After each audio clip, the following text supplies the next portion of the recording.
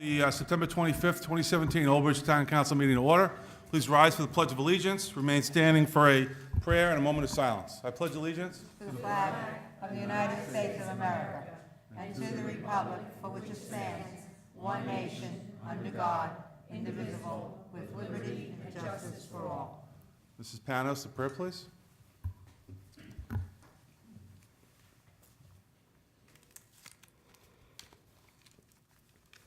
O Lord, bless thy servants in the ministry of public affairs who serve thee in this chamber. Give them quiet minds and hearts that they may hear thy voice. Help them to know when to speak, when to be silent. Give them strength to oppose the wrong and uphold the right. And grant that they have a good conscience and soul at peace with thee and with one another. Amen. Amen. As is customary in this chamber, we always stand for a moment of silence to honor those men and women who are protecting our freedoms both home and abroad, our first responders, and those that have given the ultimate sacrifice. Moment of silence, please.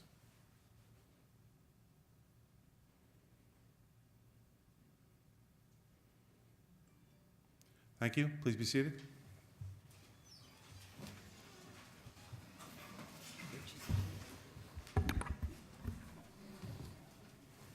This meeting is being held in conformance with the Open Public Meetings Act. Notice has been given to the newspaper, and notice of the meeting has been posted in public places.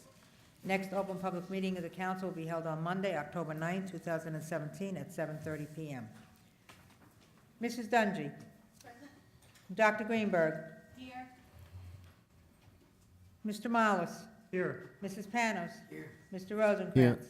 Mrs. Sohar. Here. Mrs. Walker. Here. President Cahill. Here. 8 present. Hey, President, we have a quorum. We'll go right into the agenda of the meeting, and we start with presentations. Well, the first one is the marketing and branding the senior center.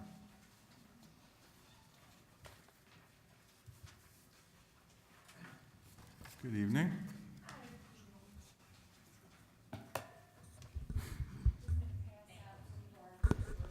Sure.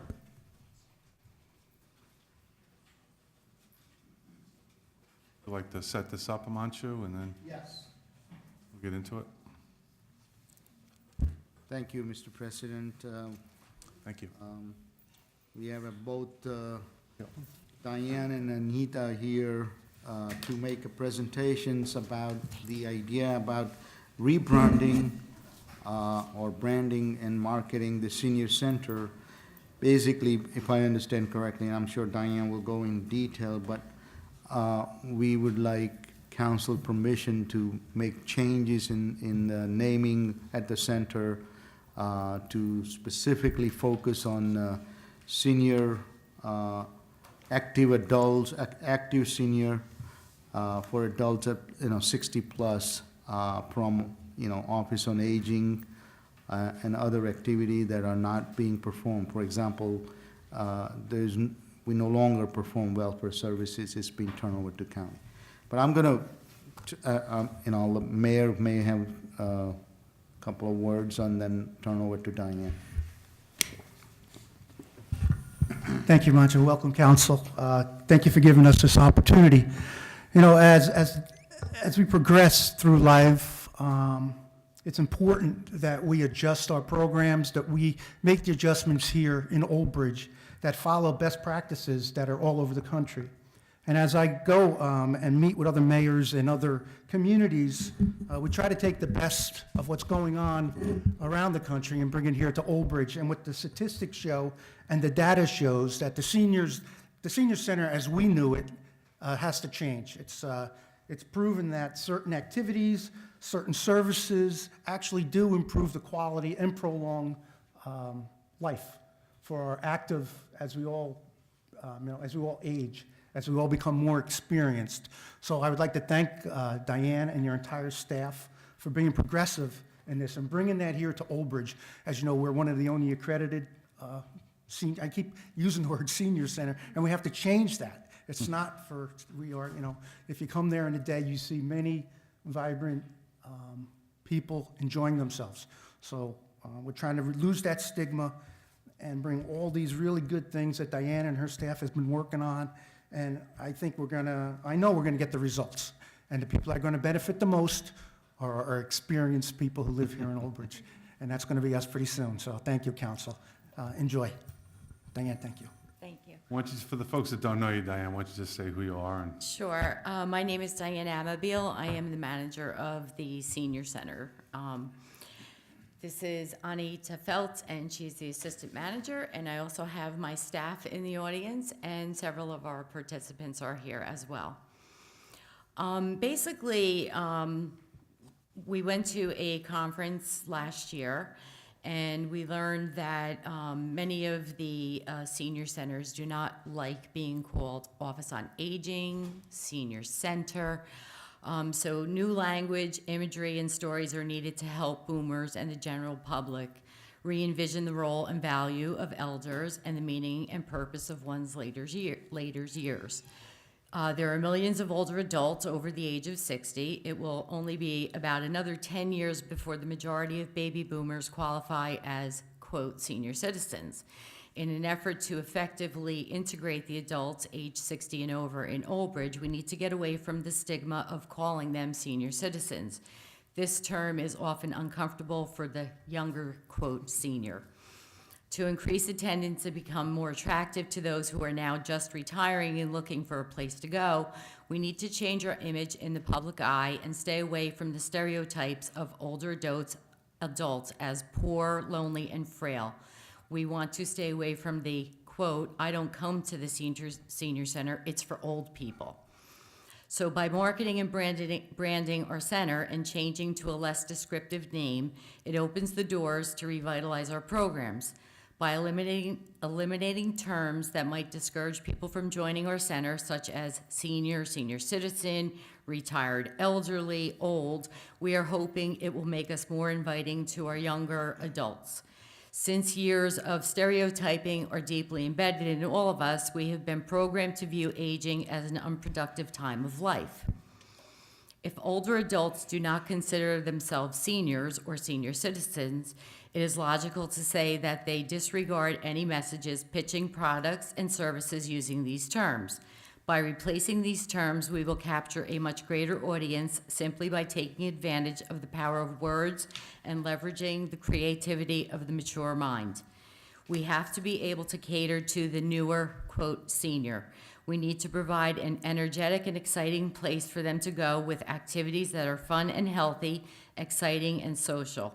We like to consider ourselves an activity center for adults 60 plus instead of a senior center. We do not want to be the old-style traditional senior center and are looking to do so by making ourselves unique and offering our residents a vision that older adults really can have a great time in the second half of life and be an example for others to follow. To achieve this goal, we are working on a project to build a new brand for our current senior center / Office on Aging. In an effort to express ourselves creatively, we have come up with a name to replace Senior Center Office on Aging. So our new identity, we would like to be Silver Linings at Old Bridge, an activity center for adults 60 plus. Using the term silver linings emphasizes the hopeful side of a situation that might seem gloomy on the surface. The common expression, every cloud has a silver lining, means a comforting or hopeful aspect of an otherwise unhappy situation. This is what we try to accomplish daily at our center, a silver lining for our current and new members. It is our hope that we will have the support of the council, mayor, and administration in this venture. Our center is one of the best in the county and the 5th accredited center in the state of New Jersey. We are very proud of our work, our achievements, and the positive feedback we receive each day from our members, some of who are here with us this evening supporting our rebranding efforts. So we've provided you with a mock-up of a welcome package. We created the logo that's on the front. And in the welcome package, instead of handing out a brochure for this, a brochure for that, it lists everything that we have, our mission statement, our general policy, our activities, our services, transportation, senior meals, which is going to be changed to nutrition program because that the county has remarketed as well, and they now call it a Middlesex County nutrition program. And we have our code of conduct and our welcome letter introducing our staff, our key staff members.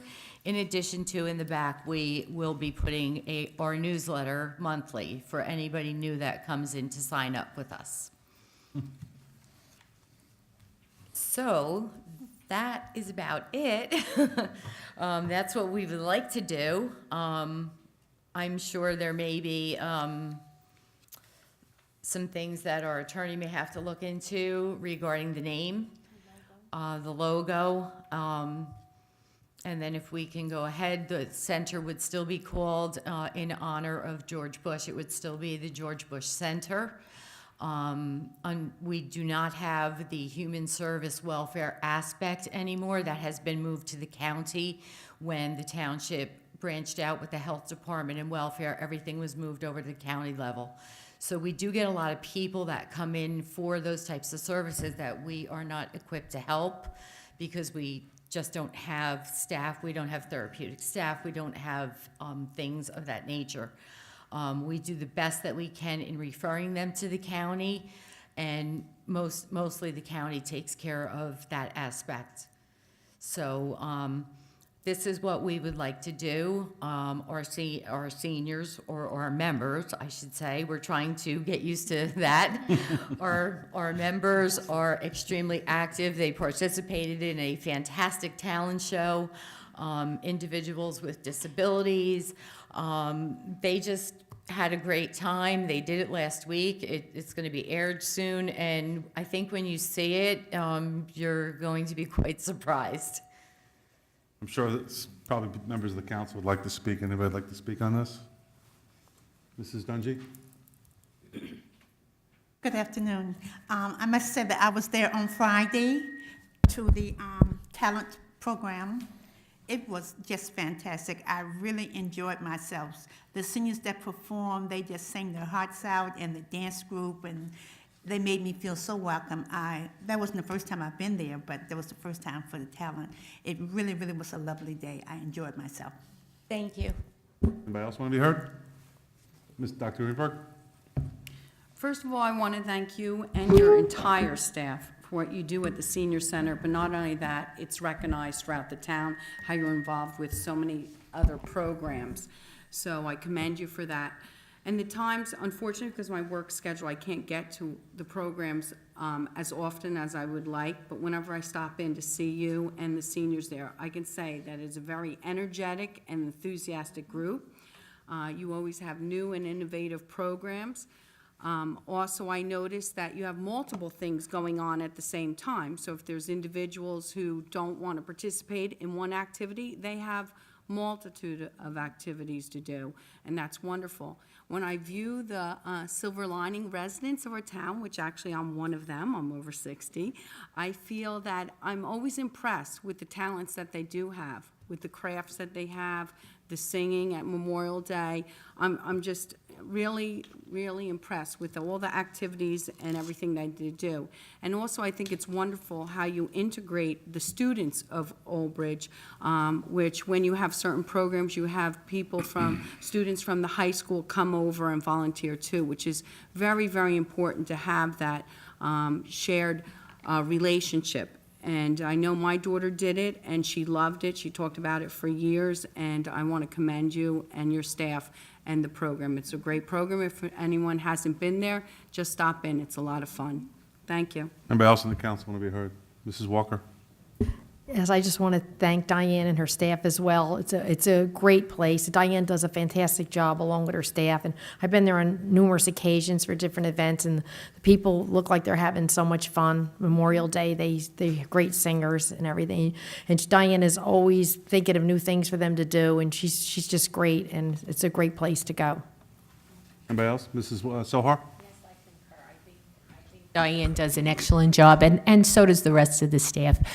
People there's positive energy. When you go in there, everyone is upbeat and happy, and that's how it should be. And it's for some seniors, that's their lifeline, this being there, because this is their social outlet. This is where they, become friends with people, and I think it's a place that they really enjoy. And that's important because for some people, that's all they have. If, their family has moved and they're by themselves. So this is their family. It's a second family. And I think they look at you that way. So really, thank you again for a wonderful job you do. Anybody else hasn't been heard? Mrs. Panos? I just want to say, actually, my mother went to that it was a senior center then, and that was some of the happiest times as she got older, whether it was a costume party or whatever. Then I know you have that SHIP program that's absolutely necessary for seniors. Nancy, you do a good job with that. And, well, listen, this is my last go here.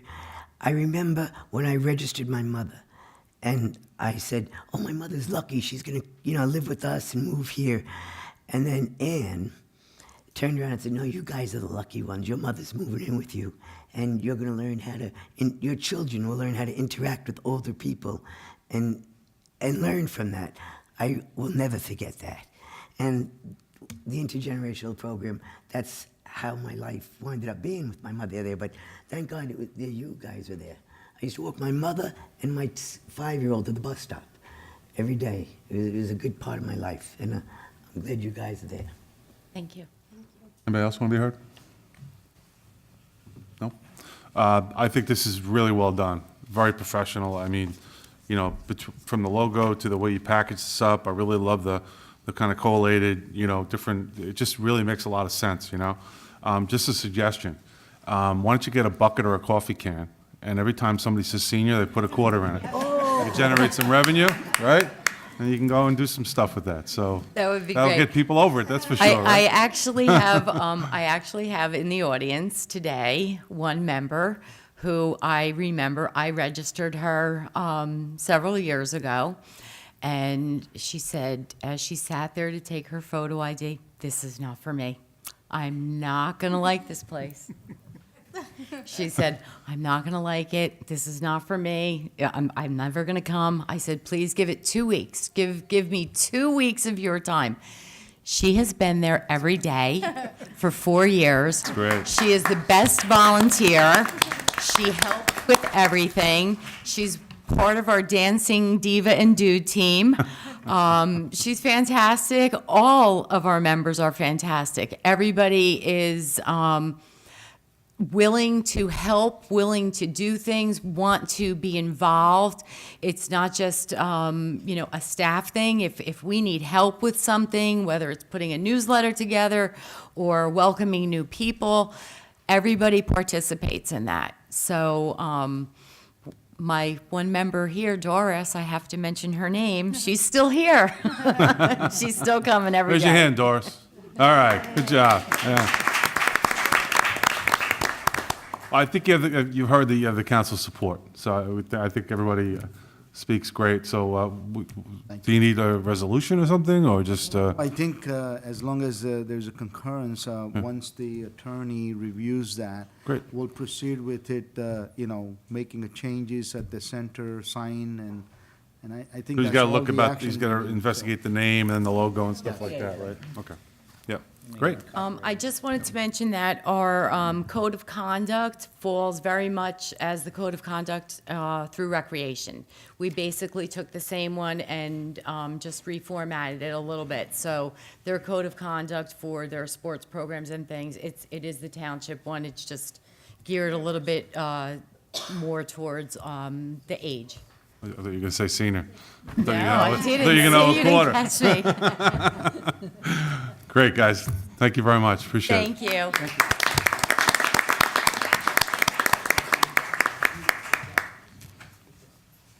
Vivian, do you need one? Okay. Okay, the next presentation is support for NJDOT Route 34 northbound and southbound pavement reconstruction concept development study within Old Bridge Township. And that's engineering. Ms. Shapiro is with us.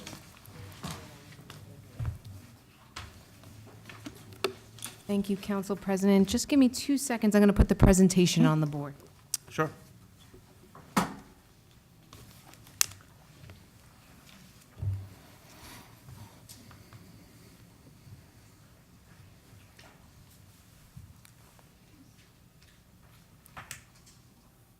Before I get started, I don't want to take credit for the presentation that you're going to see. I actually was invited by DOT to a locals officials meeting on the Route 34 northbound and southbound pavement reconstruction concept development study. Before I had gone, I had actually met with administration and the mayor to let them know that this project was going on, as they got noticed for that same meeting. They had given me their concerns, and I know that council shares some of those concerns as far as a couple of intersections along 34, and I brought that to their attention. I'd like to first run through the entire presentation so the board knows it is a pavement rehabilitation reconstruction project along 34. Let me go through it, and then I'm going to pick out some intersections that they're going to do some improvements on within Old Bridge Township. So the project begins in Colts Neck by County Route 537. It actually passes through Homedale, Marlboro, Aberdeen, Matawan, and then it ends in the northern section in Old Bridge at Route 9. So, like I said, the purpose of the project is really pavement rehabilitation. So when you think of any roadway project, you think, oh my God, they're going to take our property, they're going to, encroach into our property, they're going to widen the roadway. That's not the case. They're really doing work within their pavement limits, curb to curb. The life of the pavement as it is now is 20 years, and that's what they're usually up to, is about 20 years.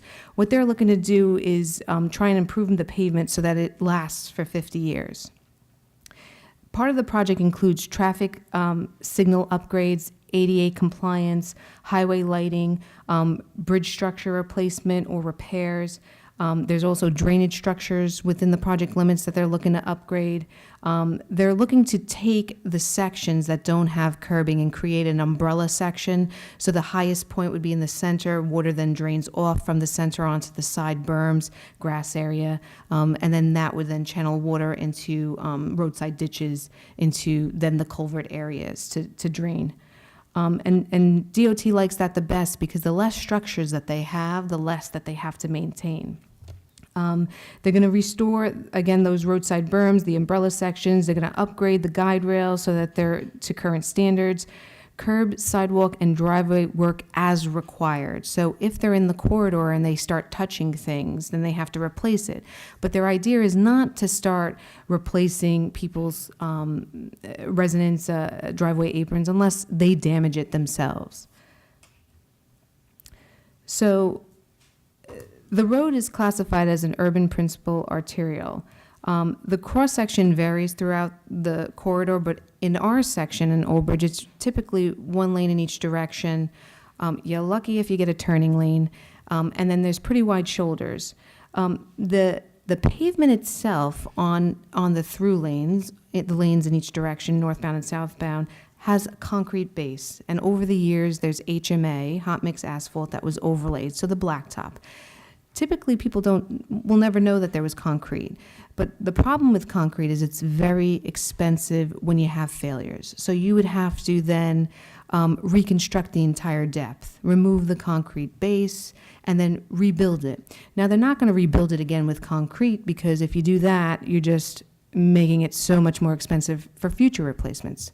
So they're going to fix it. Now with hot mix asphalt the way it is today, you could actually do a nice sub-base, do a base course, then a surface course, and actually build it to the strength that's sort of in the same lines as the concrete. The problem is where they have the failures, what are they going to do? So there's different options of correction going down the road, and they look at that. So now, it's pretty different the way the corridor works from the northern section, our section, to the southern section in Colts Neck. So the average daily trips are approximately 11,000 vehicles per day as you get to the southern end of the project.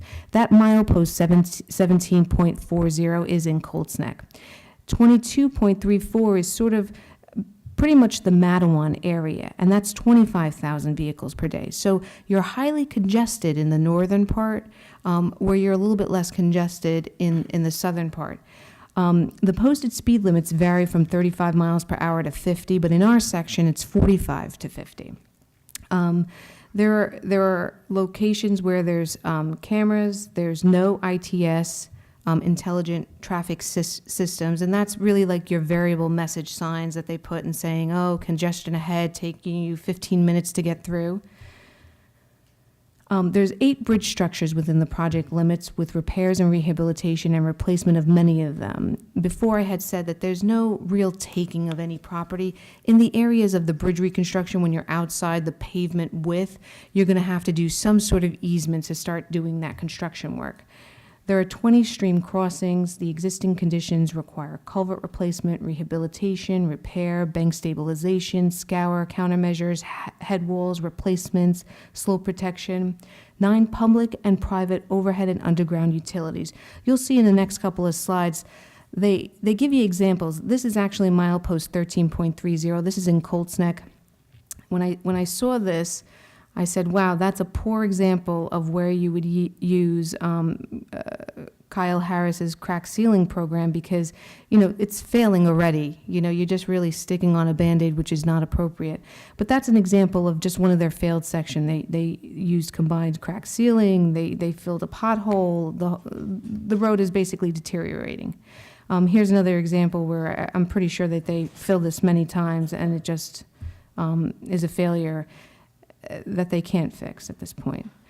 This is just the off-road berm area. That's, the dense graded aggregate or any of the riprap that's placed for soil erosion protection is now eroded away. You could see that the guide rail in the post of the guide rail is actually separated from the guide rail face, which is not really doing anything.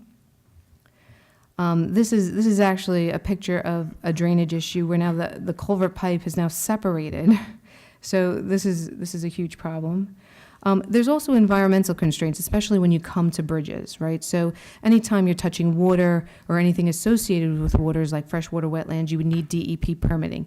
They go through all the process for the environmental constraints associated with the roadways. This slide now talks about the roadway alternatives. And so they first look at, well, what if we just left it the way it is and we don't do anything, the base conditions? And then they look at, well, what if we don't do anything except mill and resurface? Forget what's going on underneath. They looked at rubblization and overlay. So what they were thinking about is, okay, that concrete is pretty strengthy underneath. What if we take a machine and rubblize it so it becomes sort of loosely densed, almost like an aggregate? Then they roll it and pack it tight, and then they place the overlay on top of it. Then they looked at full depth reconstruction. Again, they take all the concrete out and they replace it with the aggregate base, the hot mix asphalt base, and then the hot mix asphalt surface. Very expensive.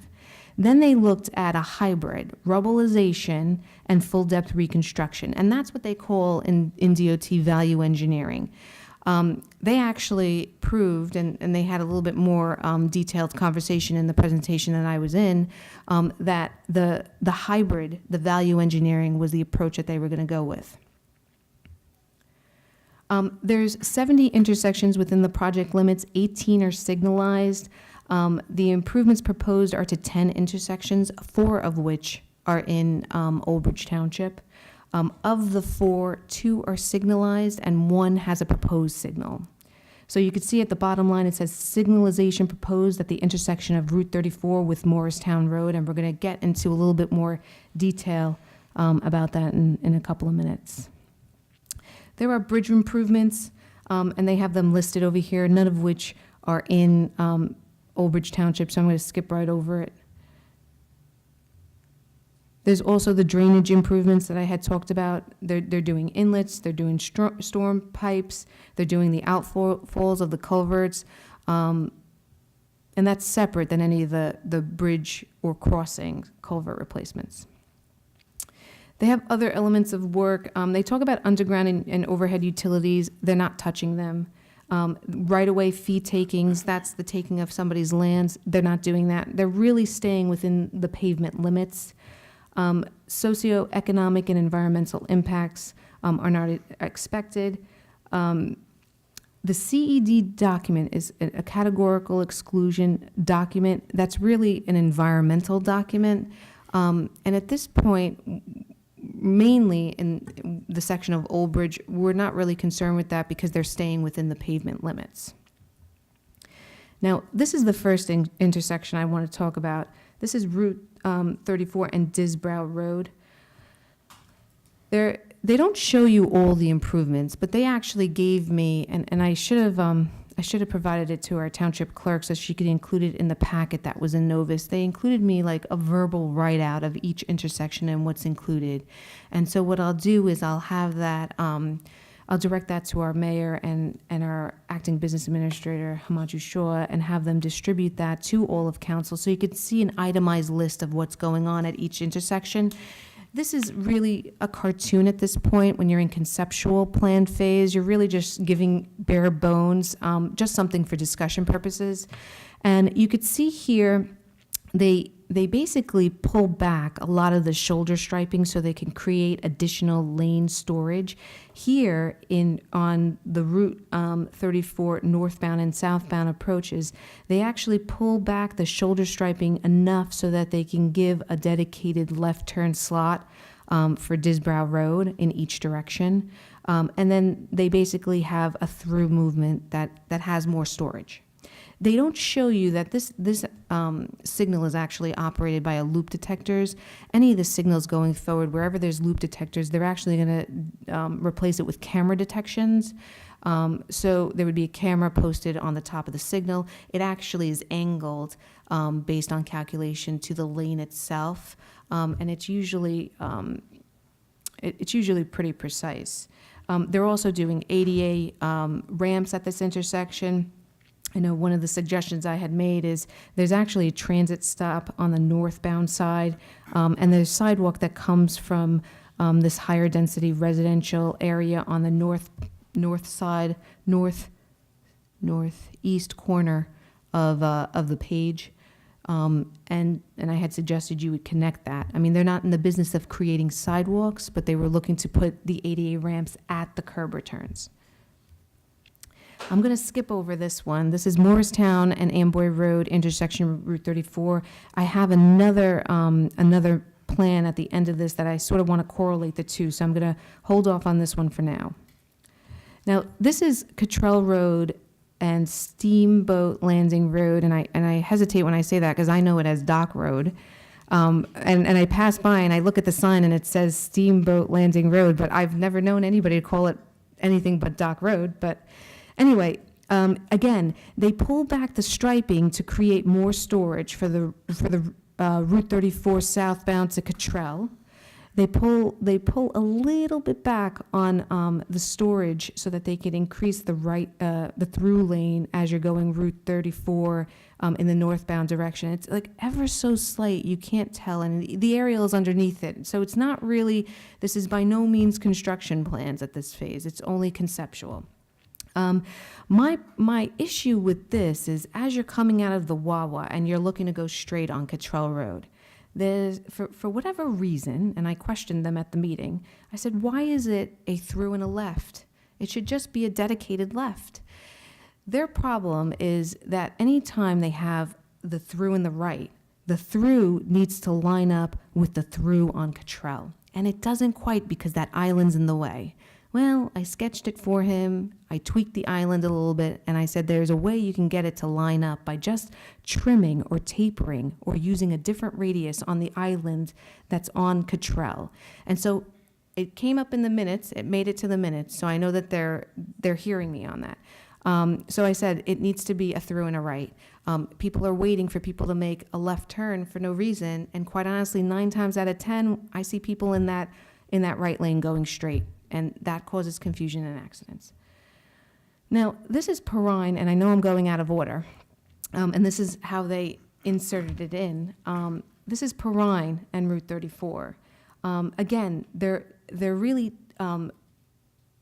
playing with the striping.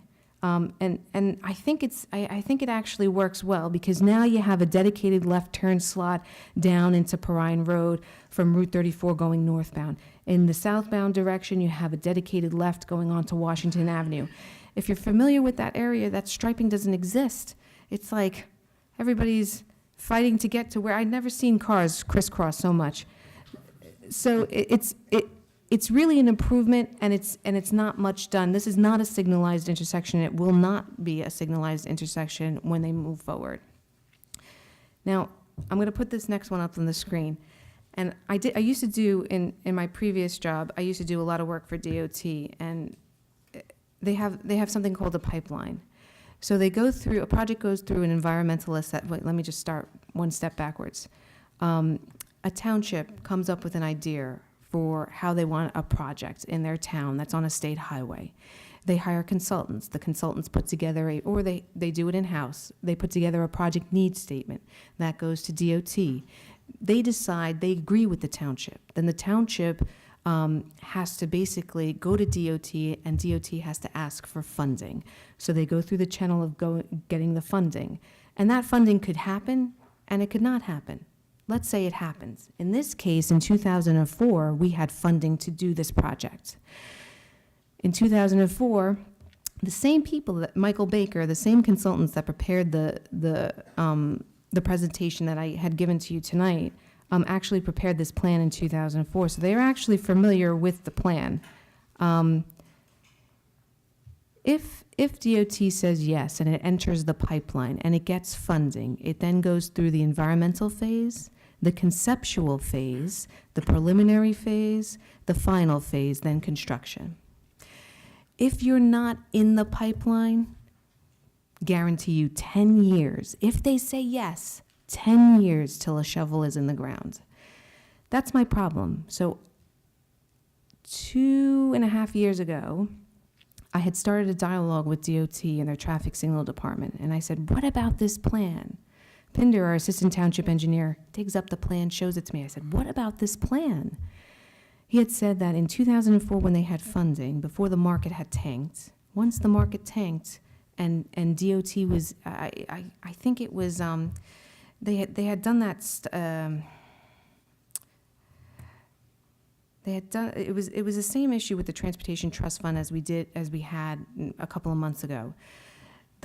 This was removed from our pipeline. I have a letter that says this project is no longer in the pipeline. So for us to get it back in the pipeline as it is now, we would have to, again, project needs statement, have them say yes to it, then go through the budget phase, then come up with, then if it's in their budget phase and we get in the pipeline, start environmental, conceptual, preliminary. Just so you know, I got the letter for this pavement rehabilitation project the first time in March of 2016.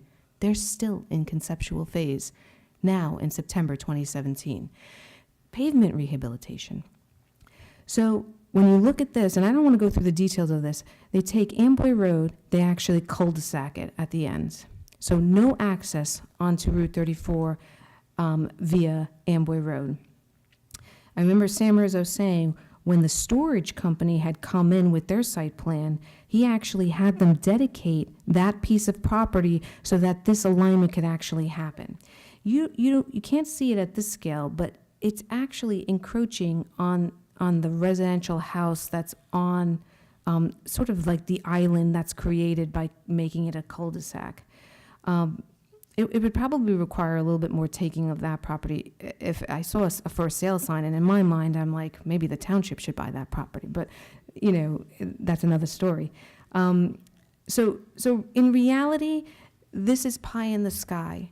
It's as if this sheet of paper never existed, and it's so hard to go back, especially when you see what you want, to go back to something that's less than this.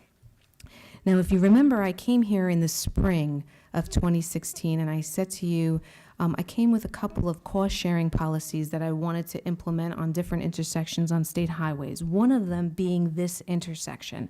And I said I had a conversation with Traffic and Signal at DOT. I was looking to resurrect that. He said, give me a cost-sharing policy where you're sharing 25% of the cost. He came back to me later on after we did the resolution and said, this is not going to happen. I said, listen, your project manager, his last name is Qureshi, had sent us this conceptual, saying, hey, we're starting our conceptual concept phase for the Route 34 rehabilitation project. I said, forget about the cost sharing. Get me in that project. And he said, pretty much not going to happen. It's a pavement project. I had asked our community relations coordinator between DOT and us to see what he can do. He had come back then, I'm sorry, where is it? Did I miss it? Here it is, with this. And he said, what do you think about this? What you don't see is that they're putting a light at that intersection of Morristown Road and Route 34. What they're doing is let's talk about the area of Amboy Road and Ellen Heath Drive on the left side of the sheet. They actually pulled down the striping towards that island that's created by Amboy Road and Route 34. They create a raised concrete island, of which they said is negotiable. Like, it doesn't have to be raised. It could be striped, but I think it's more effective if it's raised. They want to make a dedicated right-only lane out of Amboy in the northbound direction. So you're only going to be able to get to Route 34 in the southbound direction. Then they're going to create a bigger storage now for that left turn slot that's going into Morristown Road. They create a longer storage now for the dedicated through that's going to pass through that intersection. In the opposite direction, at that storage and across the way from Park Plaza, they're creating a dedicated left turn slot. Again, keeping the pavement width, playing with the striping, adding stop bars, adding a signalized intersection. So where do the cars that want to make a left go? Off of Amboy Road. They go to, and I looked it up, they either go to Disbrow, which I'm not really sure I want them there. I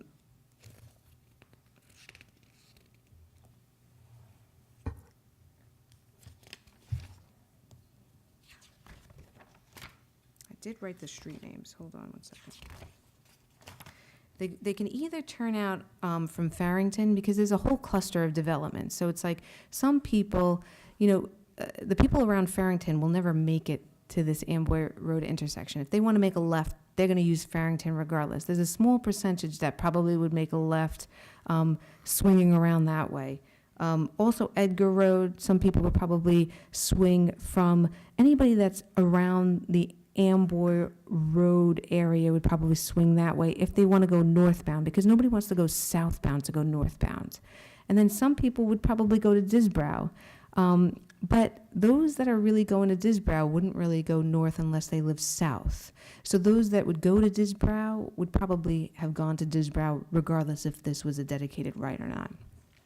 Certainly during the preliminary phase, when they get down to the nitty-gritty on each of these intersections, they provide us basically with a plan, a construction plan, actually a construction plan, a grading plan, an electrical plan, all the details. So, this is not the be-all, end-all. This isn't the end of the story. This is actually the very beginning. My fear is that the intent of tonight is to give you an understanding, for you to digest it, perhaps for next meeting for us to come back and see if we could have a resolution of support for this project. I'd like you to digest this. I know it's a big step, a big deviation from what there is. In those minutes, when I was at that meeting, I said, what if this doesn't work? What if we now have problems and you're pushing the problems onto Farrington, onto Disbrow, onto Edgar? They said, if we're causing you problems, and I have this in writing, we will further investigate the intersection. That's better, because if they create a bigger problem than there is now, they have to fix it. Where now, if we say no and there is no signal, what's our hope? 10 years. Councilwoman Walker, one second. $52,000 that we had allocated last year for the cost-sharing policy would then go away. This would be absorbed in their pavement rehabilitation project, and we could cancel the $52,000. Mrs. Walker. Thank you. As Nicole knows, Mrs. Soher and I have been fighting for this light for, I think, over 20 years. Rich is here in the audience, and he knows we've been fighting. It is a very bad intersection. I just have to disagree with you on one thing. People use Disbrow right now because Amboy is so dangerous. I know when my kids first learned to drive, I told them, you will not go to Amboy. We always go to Disbrow because it's safer, because it's very bad. And most people are using Disbrow, and that's causing a lot of accidents at Disbrow and Amboy. because of the heavy traffic. And I noticed the traffic's getting heavier and heavier. People are speeding down Disbrow, and as you know, it's very narrow, and that curve is so tight. School buses, the fire trucks aren't even allowed down there anymore because it's so tight. It's very dangerous, and I was hoping that we would be able to get your proposal, because to me, that would fix everything, because then more people would go that way, and it's safe to get out. And also, you were mentioning Farrington.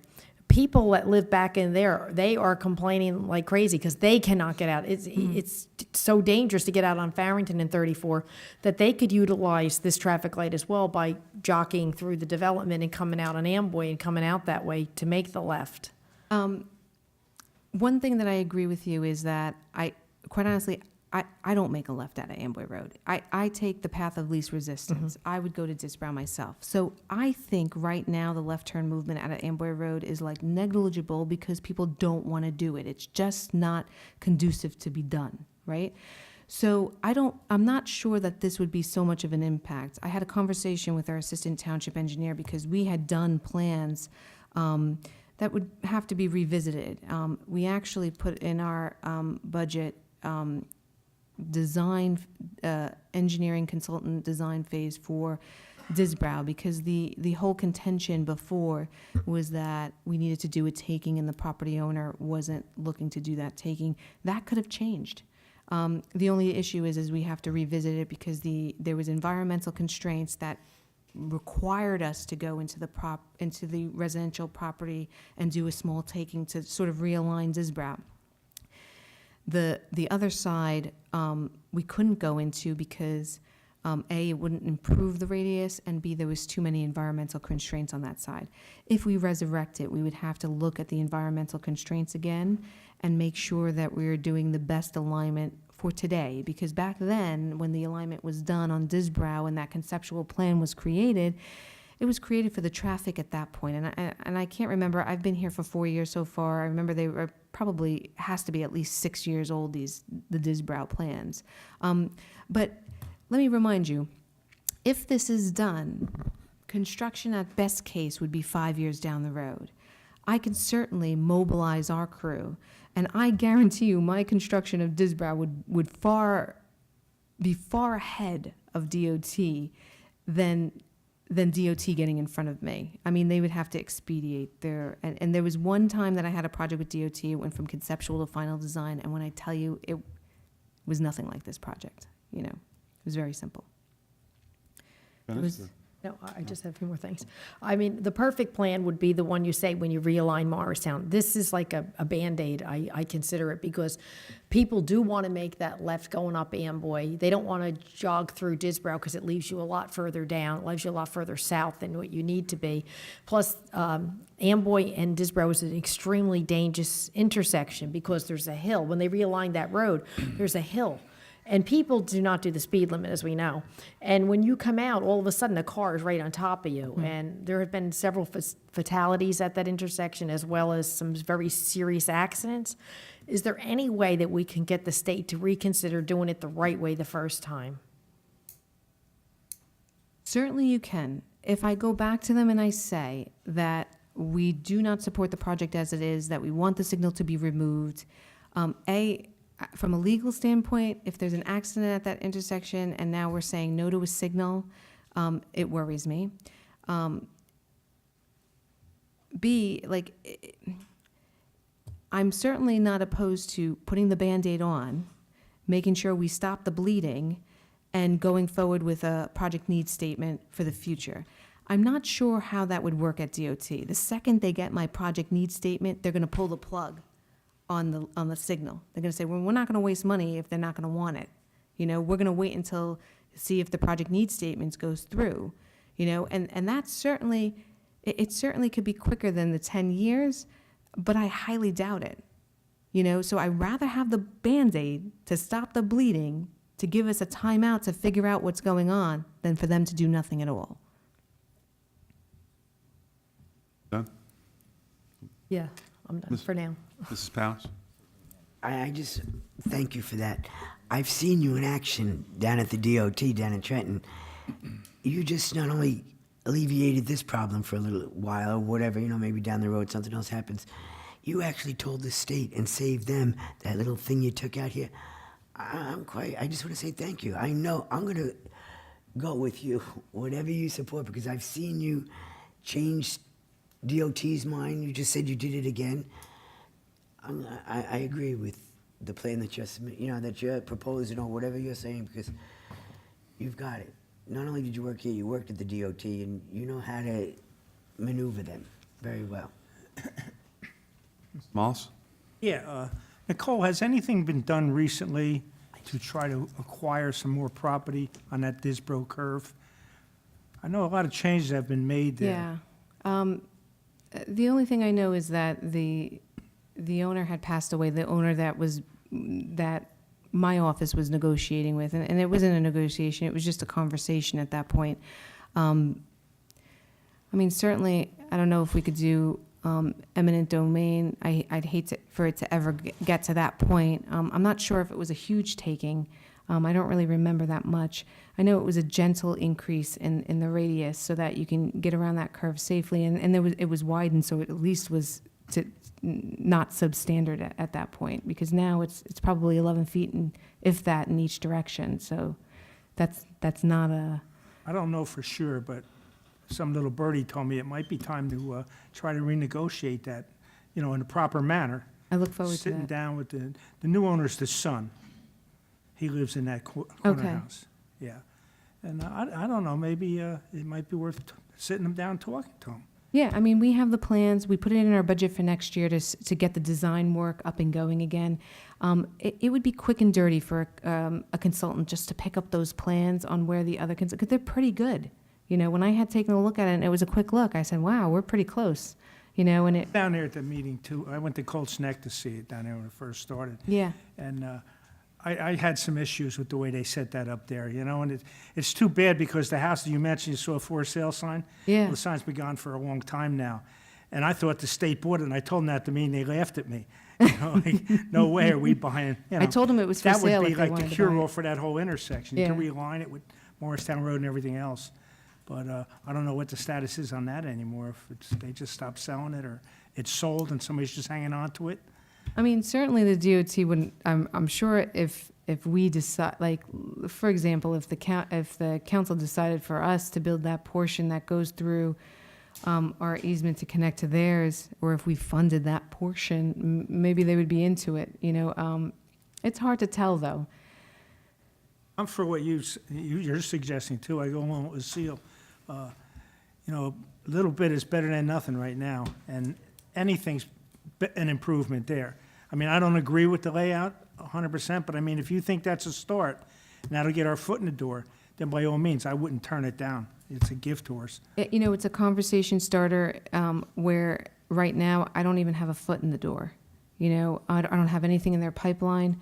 And to me, if we can get the conversation started, and maybe the end result is they put the traffic signal. And when I talk about traffic signal, the price tag associated with the traffic signal is upwards of $200,000 for the simplest, two-phase signal. If they put a signal up there and we had to put a fourth phase by cutting through and putting in the fourth leg of that roadway, they have the infrastructure up. We're putting down pavement, so that to me is like a cost savings in itself. Like, even if we abandoned going through their pipeline and putting that connection from Amboy Road and making Amboy Road a cul-de-sac and having it a true four-way intersection, they're putting the signal there, so maybe we would have to, add another head for that other direction, and don't quote me on this because I'm not an electrical engineer and I don't do traffic signals, but it's something to think about. It's them giving us the infrastructure, the conduit, the wiring, A lot of money. the ADA, the ADA fix on the other side of the road. So it's like some of the homework is going to be done for us. Anybody else want to be heard? Mrs. Sohar? Yes, thank you, Brian. This project is very near and dear to my heart as well. We have been working on this, it has to be 20-plus years.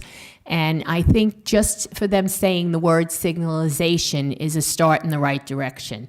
I know we need to do more, and it would be much better to have that done the way we had envisioned it to be.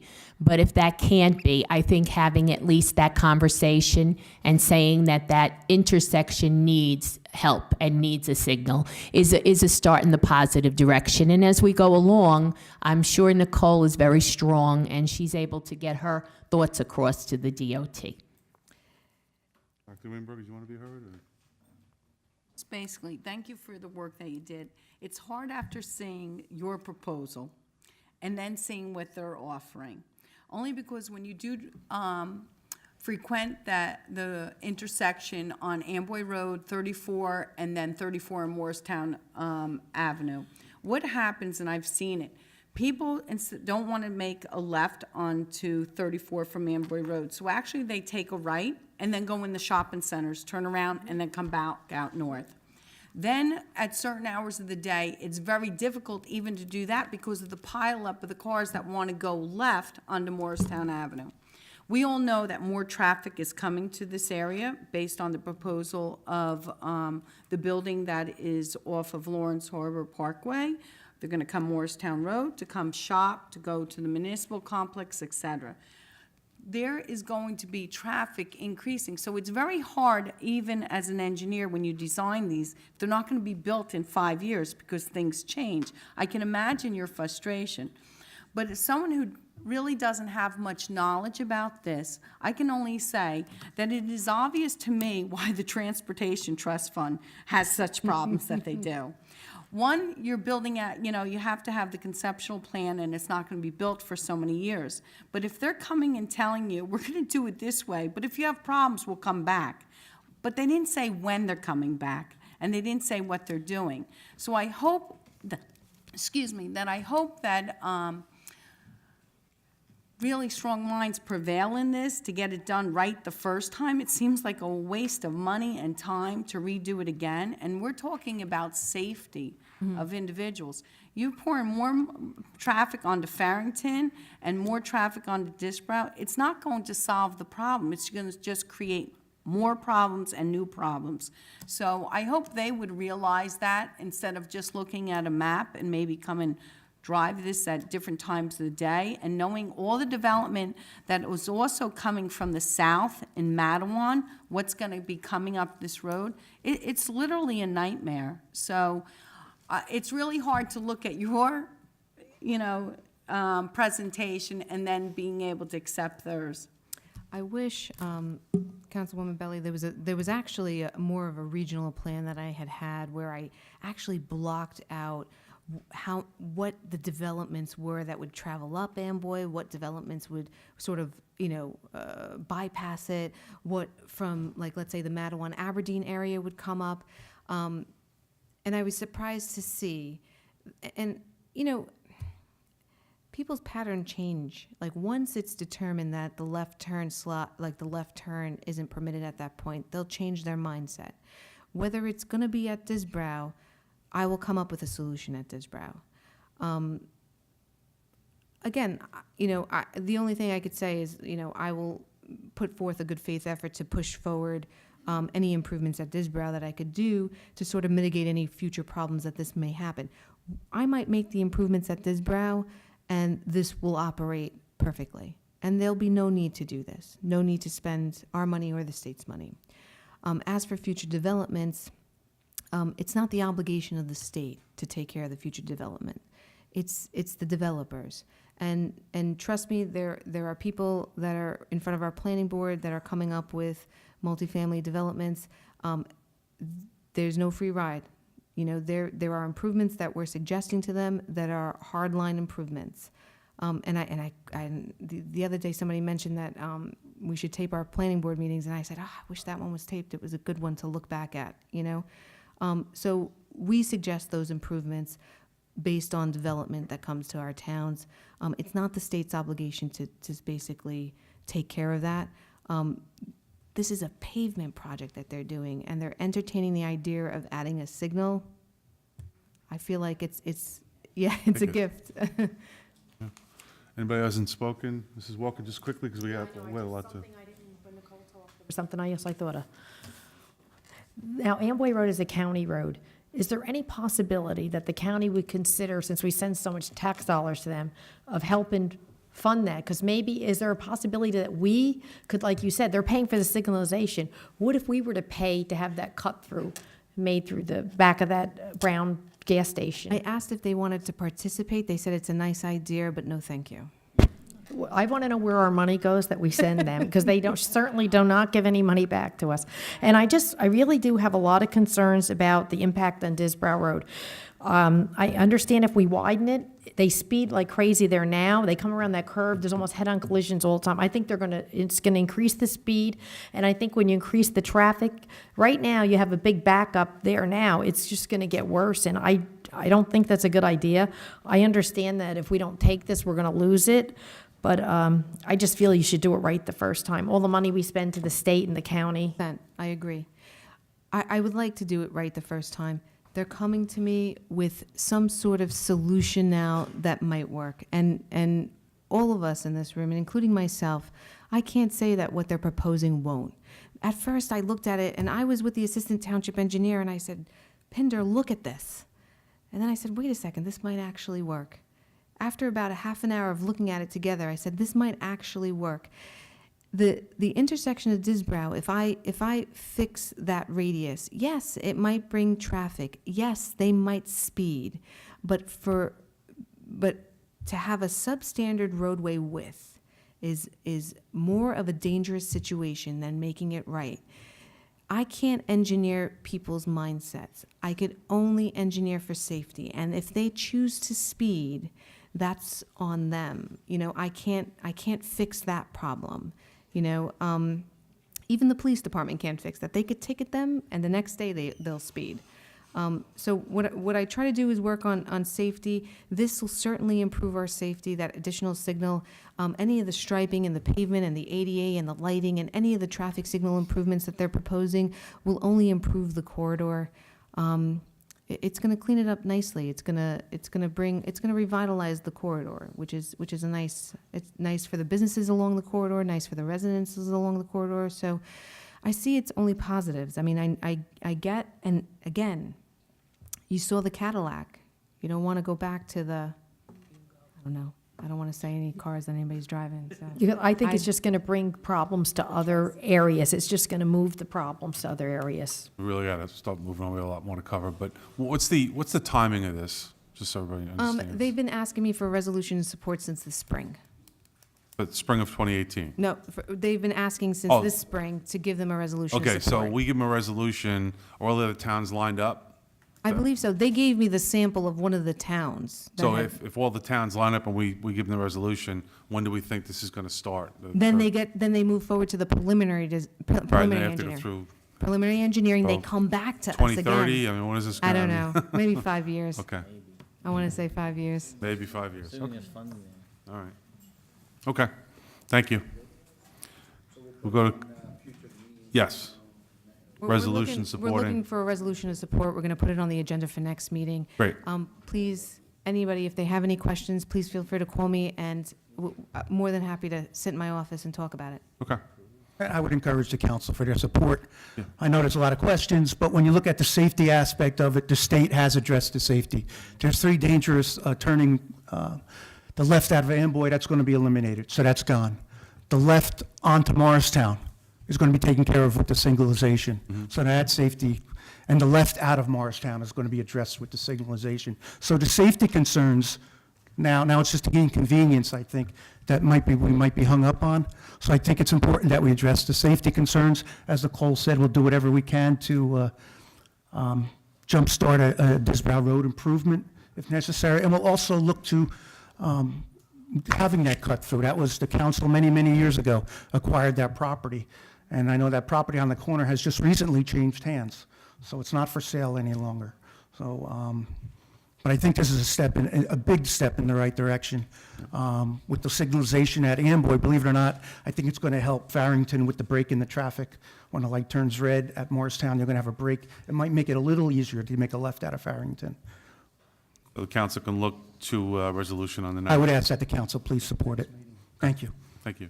So now we're going to go into the next presentation, preliminary concept plan prepared for the proposed open space and park at Control Farm. I think this is, I would say, between two of them, more fun project. Yeah, think?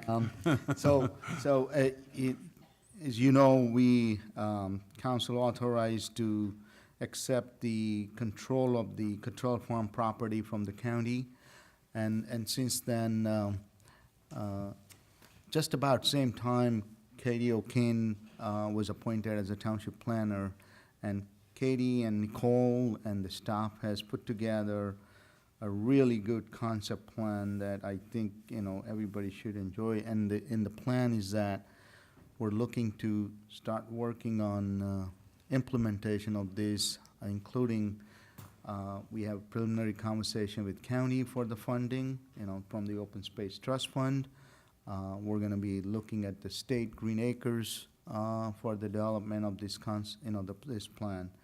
But I guess, Mayor, you want to add, you're good? Then I'm going to turn it over to Katie to, go to the plan. I'm just going to say a couple of words. I just want the council to be reminded that we had acquired, the Middlesex County had acquired the property, Cottrell Farms, and another property called Whitney Estates, which represented about 64 acres. They did it through their Open Space Recreation Farmland Preservation Act and the Middlesex County Open Space Plan for the purposes of preserving and conserving the property for open space. Mr. Shaw is correct. April 2017, we entered into a conservation management agreement with Middlesex County. We are then responsible for the maintenance of the property and the building, the safety on site, and then also any future improvements, we're responsible for the cost. Katie and I were charged by our administration and our mayor to put together a council. We had some sort of caucus sessions where we sat around the table and we started talking about it, and once we put pen to paper, it became very exciting. So I'm thrilled that Katie is with us to even put together this conceptual plan. It wouldn't have been able to be done without her. I know that she's been in front of this council over the summer. I was on vacation. I'm proud to sit next to her to present this to you. We're very excited. I'm not going to talk for the rest of the day. Katie, just identify yourself for the public, please. Katie O'Kane, the Township Planner. Great.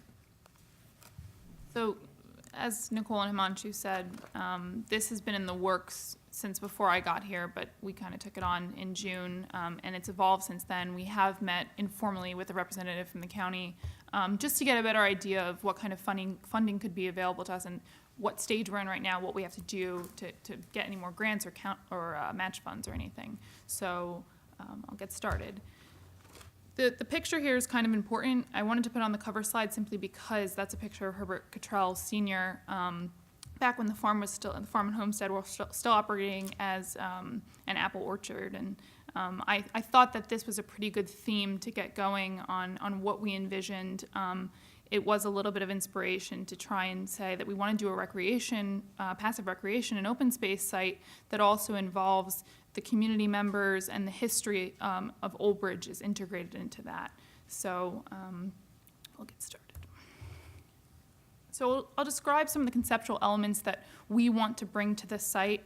Later in the plan, you'll see the actual layout of it, but these are just some of the elements. So parking is necessary, some walking fitness trails, and a park course, which is basically like bump outs that have fitness equipment on them.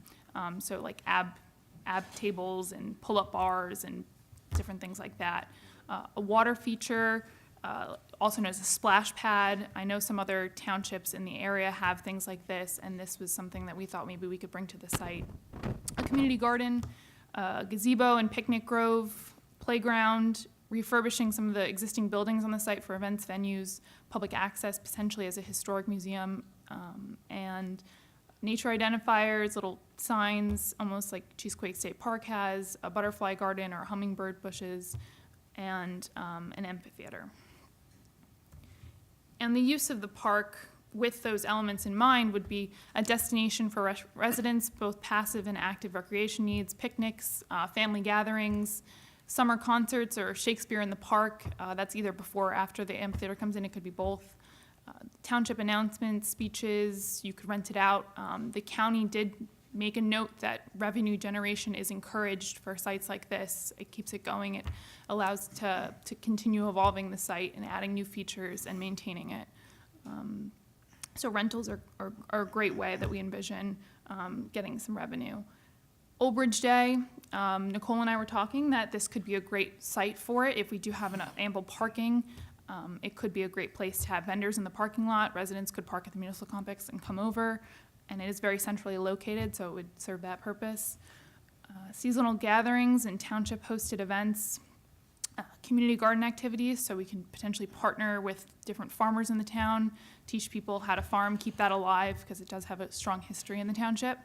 And then, of course, including Boy Scouts, Eagle Scouts, Cub Scouts, and Girl Scouts for different volunteer opportunities, both in the creation of the site as we install different features, and then also later down the road.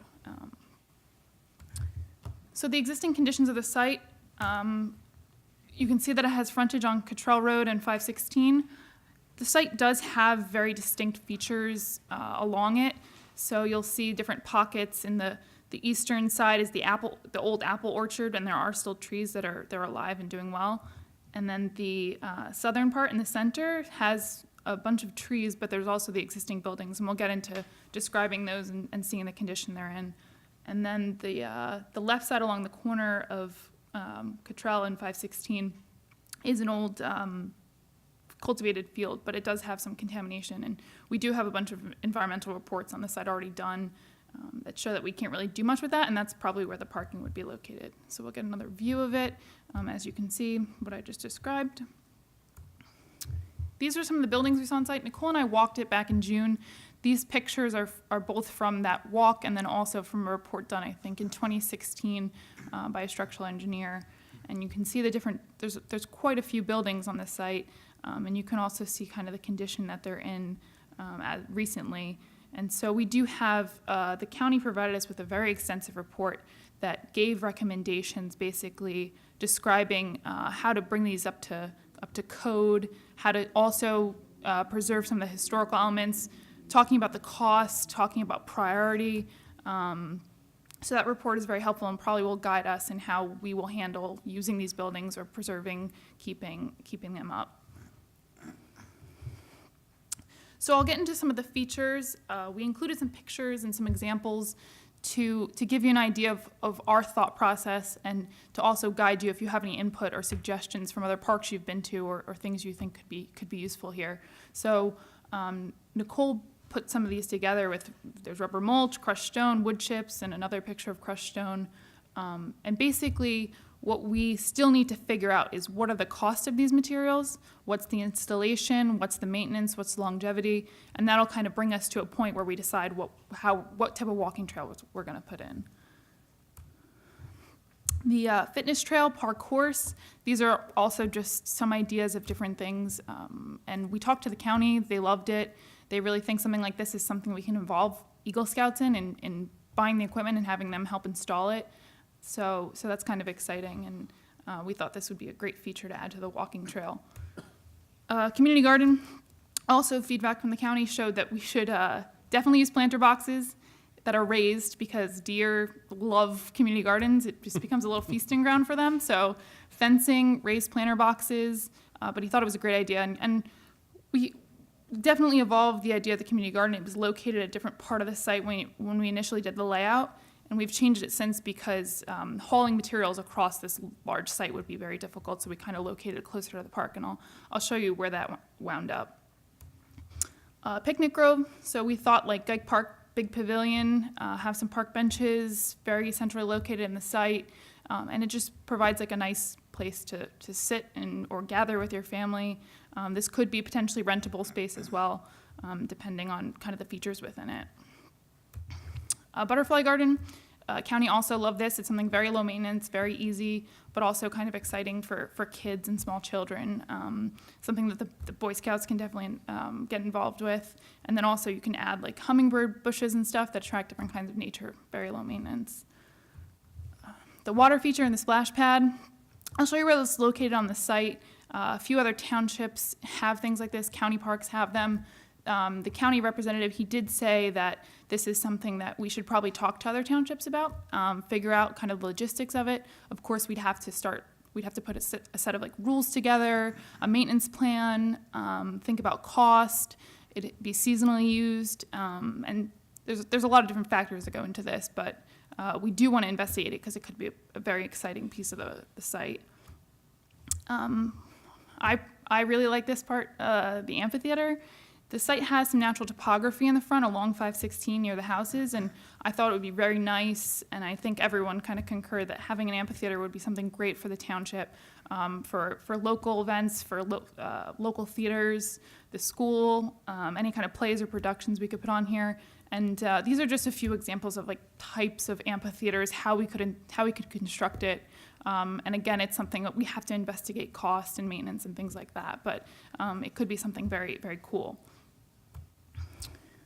Another thing we really liked is using some of those buildings that you just saw, refurbishing them, and then creating kind of a venue space. I'll show you the layout. They're kind of collectively in the front, and they create a nice space where you could have some outdoor space and then also have indoor options. Rustic weddings are really in right now too. So as you can see the picture on the right, it could be something that could help generate revenue of grad parties, weddings, all sorts of different events. Other features to consider, we will have a nature trail, so maybe having little bump outs where there are some more natural features like a little brook or something. Lighting definitely, different signage, benches, things like that are all things that we hope to bring into the site, more specifics. So this is kind of the grand finale. This is the final plan, or not final, but this is the draft plan, concept plan that we're at right now. This is the layout of the site. I don't have a pointer with me, but I'll kind of go from left to right to describe it. So Your left or our left? the parking lot on the left side across to the right side of the plan, to the north arrow in the right corner. So the parking lot on the left, that hasn't been engineered. That's just kind of a potential layout for it.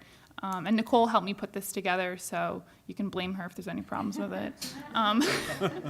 But Put under the bus here, Nicole. no, we put this together. So the parking on the left side there, as you can see, it kind of feeds out to Cottrell Road. It could be something that would be easily accessible to walk across the municipal complex if we did hold events here that were township-wide. And we floated a few ideas with how we could use that parking lot, put in some charging stations for electric vehicles, put in kind of electric plugs if we do have vendor stations for Old Bridge Day or something like that. So specifics haven't been tied down, but we have thought about ways that we can have that be a multi-use parking lot. And then it feeds right off as you start the trail at the northern part of the parking lot, the northeast part. You'll see the community garden feature right there. Again, that's just conceptual, but this would be kind of like the planter boxes that I was talking about that would be raised. It would be very easy to have materials be right there, a little storage shed, and the parking lot is right there if anyone had any heavy materials. Directly south of the community garden is the existing kind of complex of the home, and the barns and garages are all kind of circled around the house. The house is right at the tip of that circular driveway, which is at the bottom of the plan. And we realigned the driveway, so right now there's an entrance and an exit on 516, but we aligned it into just one entrance egress, and you'll see that at the bottom there along 516. To the right of the homes, there's the amphitheater. Again, there's that natural topography. It's naturally wooded back there, so it could be very forested and kind of tucked away there. And then as you go around the edge of the site, you can see the walking trail.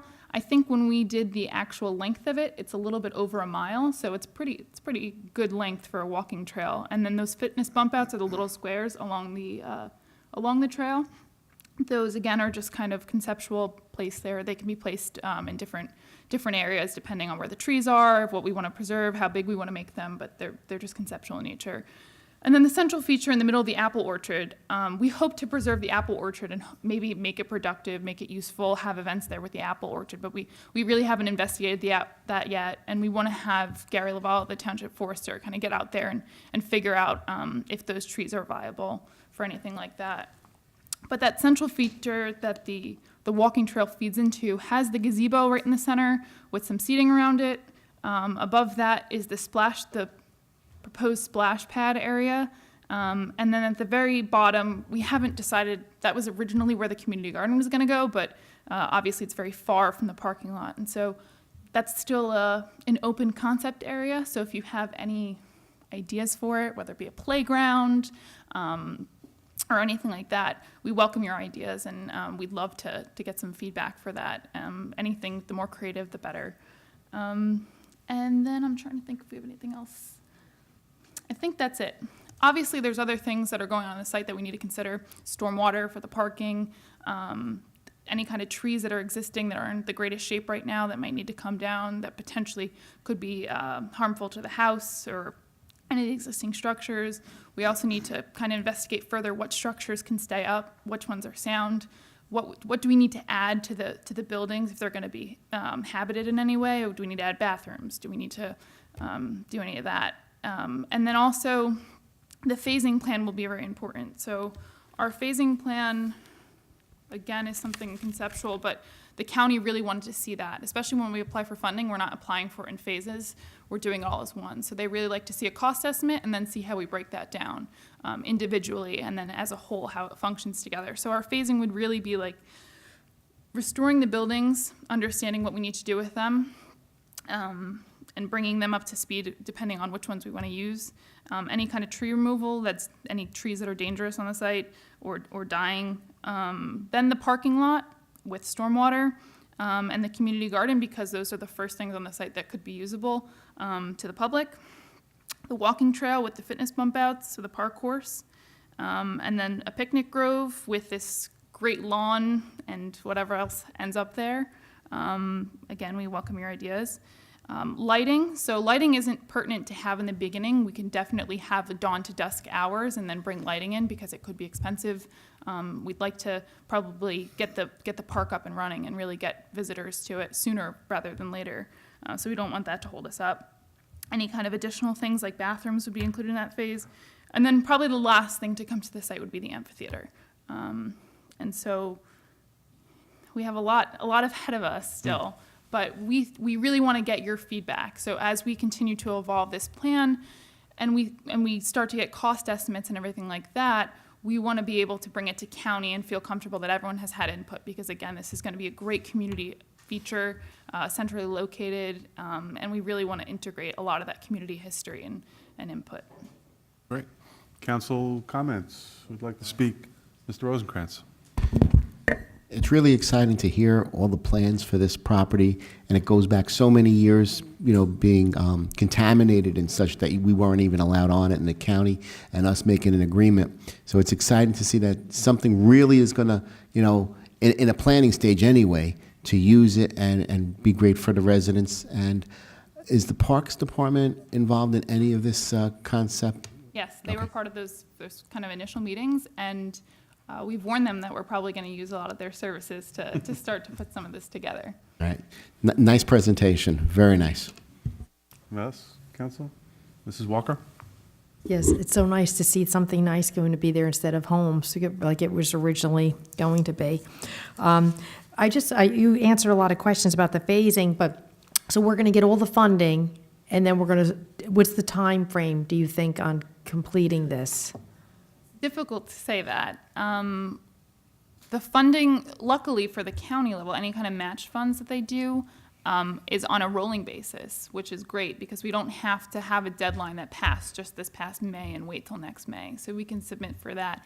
Obviously, funding matters a lot to getting these things done. So the timeline is up in the air until we really hear back from the county. But so far, so good hearing back from them. They loved it. They just want us to kind of get our ducks in a row before we submit. Yeah. I'm very happy to hear that you're going to save the buildings before they deteriorate, that they won't be usable like has happened to some other homes. So I'm really glad to hear that. So you really don't have an idea when this would get going? Let him on. This thing. So we did talk to the county representative, and basically, currently, county allocates about $500,000 in funding annually for the project. So what we're looking at it, and Nicole and I and Katie and I talked about it, saying maybe, and we have to match. It has a matching fund. So if they put 500, we have to put 500. So it could be, starting next year, we'll allocate in our capital plan funding for this project, which will then, trigger county matching. So maybe we're looking at about $1 million a year. And obviously, we don't know the ultimate cost of this yet. Once we get through this concept plan phase and we get all of those, finalized, hopefully before the spring time, then we'll, part of next year's capital program will have, when we start funding that project, then we'll have, we'll begin the engineering. That's when we'll know the actual cost of the entire development, once the engineering is put together. And then from there, we'll go through how we're gonna fund it. Either we're gonna put in a separate capital bond ordinance just for this project, entirely putting together with an expectation of 50% matching from the county, or we'll follow the county plan of annual funding the same amount, both sides, roughly $1 million until the project is fully developed. So it's been a while that we have not invested money in recreation projects. Our last big one is at if you recall, we did Menino Park. A lot of money was invested in part of that, wagon wheel project that they have. So that's the process we're gonna go through, and until we get the engineering and funding to put together, I don't know, how soon we'll be able to develop it. But the goal is, it's an exciting project. It's something good. It's right in the center of town, that I think everybody can use, and facilitate the municipal complex being right around. So we'll be focused on that.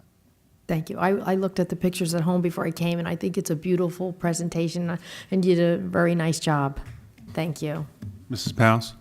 I just think it was a very nice presentation.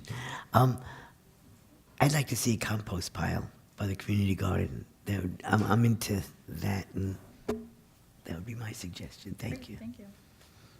Anybody else? President? Mrs. Sohar, and then Mr. Mollis? Yes, I too think it was a very, very nice presentation, and I think you have a good feel also for the money, in the sense of looking for the grants and, working with the county, and that's important too. You need someone there that understands that and is going to be able to aggressively go after the money. Thank you. That's the first thing. Second of all, I think the presentation, what you're showing, is something that we'll be very proud to leave as our legacy.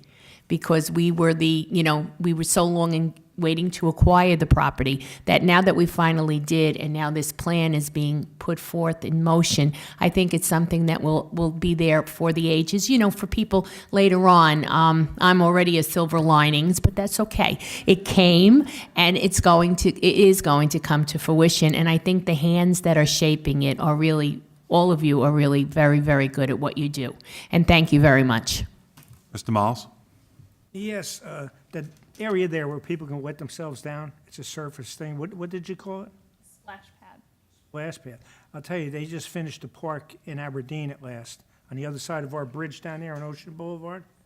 And they put one of them in there, and all summer long, you could not fit a car in there. I mean, it went over really big. Yep. I mean, all the kids that didn't have swimming pools and stuff in the area, it was just packed. They had picnic tables, they were all eating out there, everybody was having a ball. It was really something. And I just have one idea, too, for that light green pad there. You said you were looking for ideas. A good money maker. You could turn that into a distillery like it used to be. Right in the middle of the apple orchard. Henry's Hard Apple. Old Bridge Applejack. Anybody else want to be heard? Couple of things. I think Katie, the splash pad, there are some concerns that we have to address to make it fruition. And I think we had some concern, but I think Katie and Nicole kept it in the plan. I think because they love it so much. So we know that's what they're looking forward to. But there are caution given to us on because of the water quality maintenance. It's a must in that. But Chance to get over there. You know, it's closing down now, but I mean, Yeah. it was just a big hit. The whole park really came out nice, but this, it's right down by the water. One of the suggestion, one of the things we like you to do is if you have any suggestions that we're hoping to that before the spring, have this final concept plan be ready. And part of our capital plan, I'm sure you'll be providing us funding support at that point. Is at that point, we want to move into the really engineering phase. So if you could submit whatever your concept ideas and anything you heard, like what Mr. Marley said, that he has seen somewhere else, please send it to us, and then we'll see what we can incorporate. Anybody else want to be heard? Dr. Weinberg and then Mrs. Dungy? Yes, I just want to compliment you on the job and all the detail that you put into this project. You utilize the space and the flow of the space very, very well. It has unique features. It's diverse than any other parks, where it brings together the arts, history, passive recreation, and it's very aesthetically pleasing. It's very calm. It's very soothing, like arboretum, just the walking trails. So I think it will be utilized well, and I look forward to this project moving forward, and that you are paying attention to the funding along the way. And the sooner we get this done, in a sense, you actually save money, because it would be tragic to have those buildings deteriorate anymore. The more they're sitting there idle, it's more money to bring them up to standards. So thank you for your time and effort given to this, and we certainly look forward to seeing how this will be rolled out. It's long overdue. From open space committees we were on years ago to getting this done. Thank you. Mrs. Dungy? Yes, I want to say also, you did a wonderful presentation. It's very clear, everyone can understand what you're planning to do, and that's really, really great. It's exciting, just looking at everything that you had planned. I can just see down the road how the residents of Old Bridge would benefit from that, and especially the young people too, and the kids. It'd be some place for them to come and walk and, do different things. It sounds really exciting. And I just thank you again. I think the consensus is you did a really good job. I think your parents are probably pretty happy with your performance as well. So It's going to be, it's much better project Yeah. between the two. Yeah, no, it really is. And what struck me too is, I always see it from 516. You don't realize how big the property is, right? How much space you have there. So hopefully the audience saw that, the people at home can see that it really is a lot of space, and we could do some really cool things. The walking path, I think, is going to be really excellent. I mean, that's been something we've talked about on the rec board for a long time.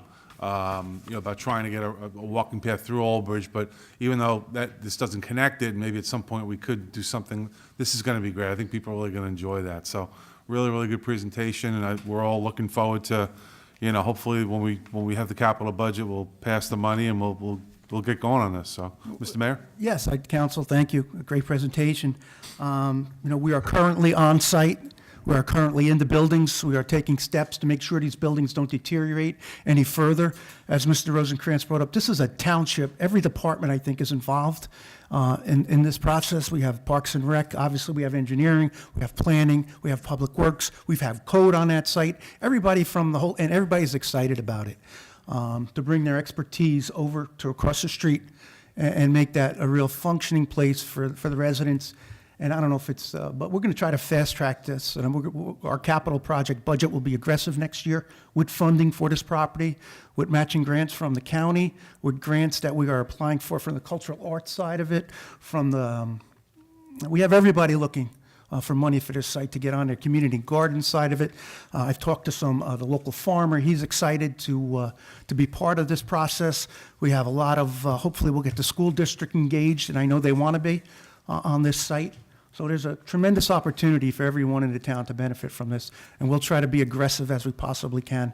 And hopefully in 2018, we'll be taking on some minor projects. We're going to be trying to doing some of them in-house. I believe we have the skills, we have the equipment, we have the desire, we have the people that really want to, leave a legacy. So everybody wants to be on the control farm. So I thank you, council, for Thank you. sitting through the. Great job. Thank you very process. much. Thank you. Great presentation. Yes, Mrs. Miller, special guest. Can you give her a mic, Carl? I'm sorry. Nobody can hear you at home, Mrs. Miller.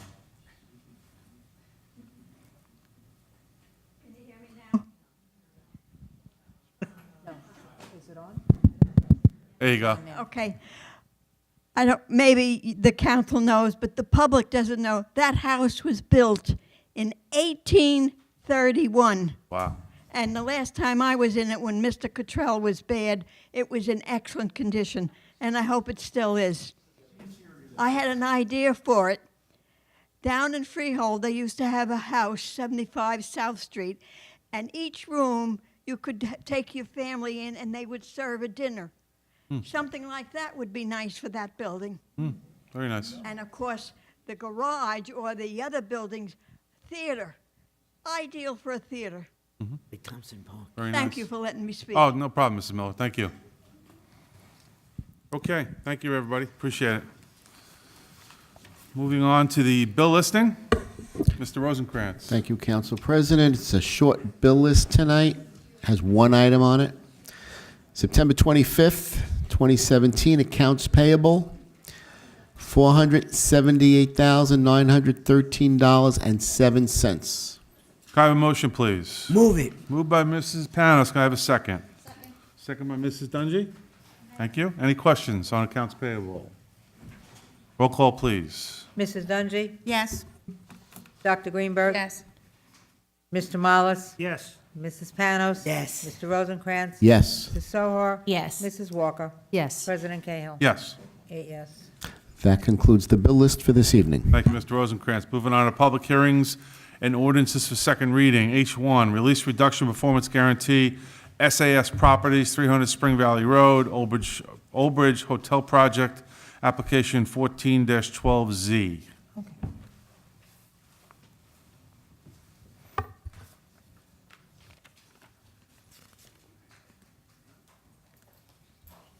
Mr. Heilbronn sans glasses. Nice. Ms. Shapiro, you're up. Yes.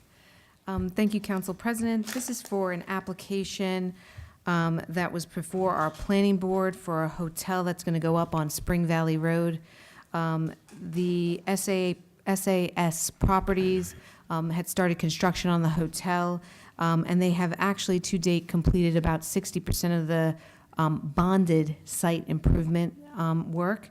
So some of the work that was completed was the drainage facilities, the storm drains, inlets, detention basins, parking areas, and paving. Access from the site is from Spring Valley Road, which has been improved with curbing and paving. And when I say paving, it's the base course only, it's not the surface course.